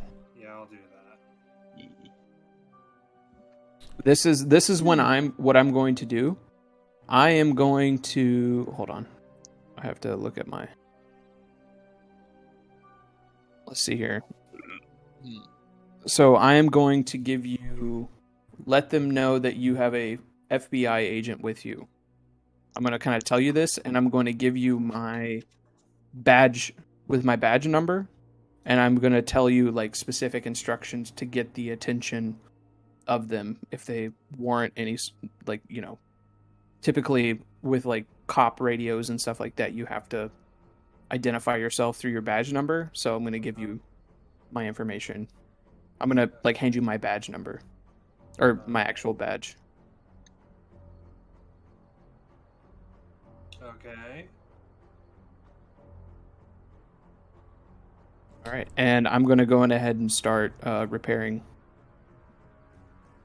All right, so George, as you climb down into the service room, a bolt of lightning strikes, and it's very close by. It probably landed somewhere on the island, and the thunder is simultaneous, and it shakes everything, and the lights go out for a few seconds, and as you stop, you see two pairs of yellow eyes down in the room that you're entering, and you hear a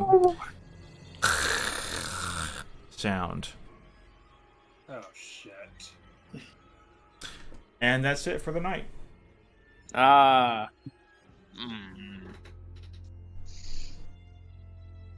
Of course, the one that doesn't have the gun goes down there. That's how it works, boys. Very Martin nice. is coming down with me, but like, He has a knife, though. Martin has a gun now. yeah, I gave it's him. empty. No. I loaded it for him. Yeah. Martin has a loaded gun. George has a knife. Yeah. Against literal fishmen. Mm. Yeah. Well, Yo, this is a cool campaign, man. I Hell like yeah. this. It's designed as a one-shot, so we'll finish it up next time. But yeah, I read through it and I thought it was pretty cool. A pretty cool little scene or scenario. Yeah, it's been a lot of fun. I thought we would finish it, but obviously nothing ever goes quickly. Quickly. Shh.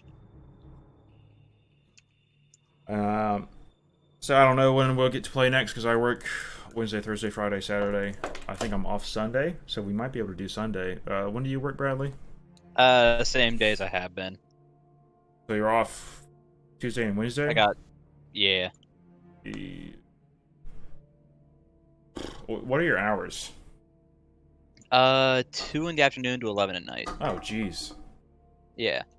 Like the Dang. worst possible hours. Yeah, we might have to wait until next Tuesday then. Because I can go before I work, but I don't think anybody else is going to be up for like 9 a.m. No. I usually don't get up till like 12:30, I 1 have this o'clock. thing called a job. Well, I also have a job, and so does Bradley. True. I thought you'd be like, let's do a session at 9. I'm like, nah. How does it feel having a job that has like regular working hours? Not good. Dang. Well, I work 10 p.m. to 6 a.m., so get Shrek'd. Yours is even worse. Yeah. That's like Ben's natural habitat, though.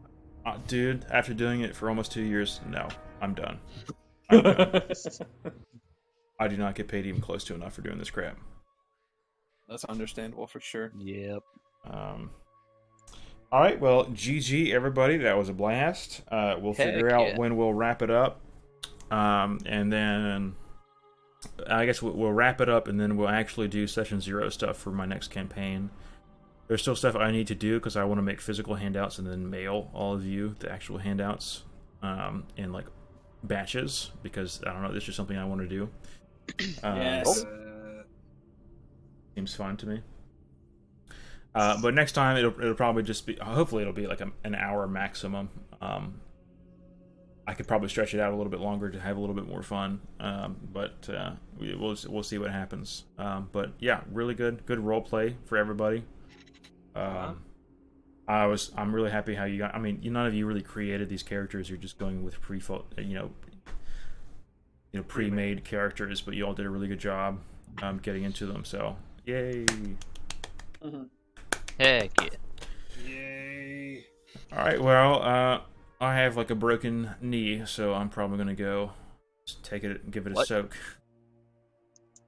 Yeah, I really messed How it. did you break your knee? I went to Shenandoah for like 5 days, and I really messed it up hiking.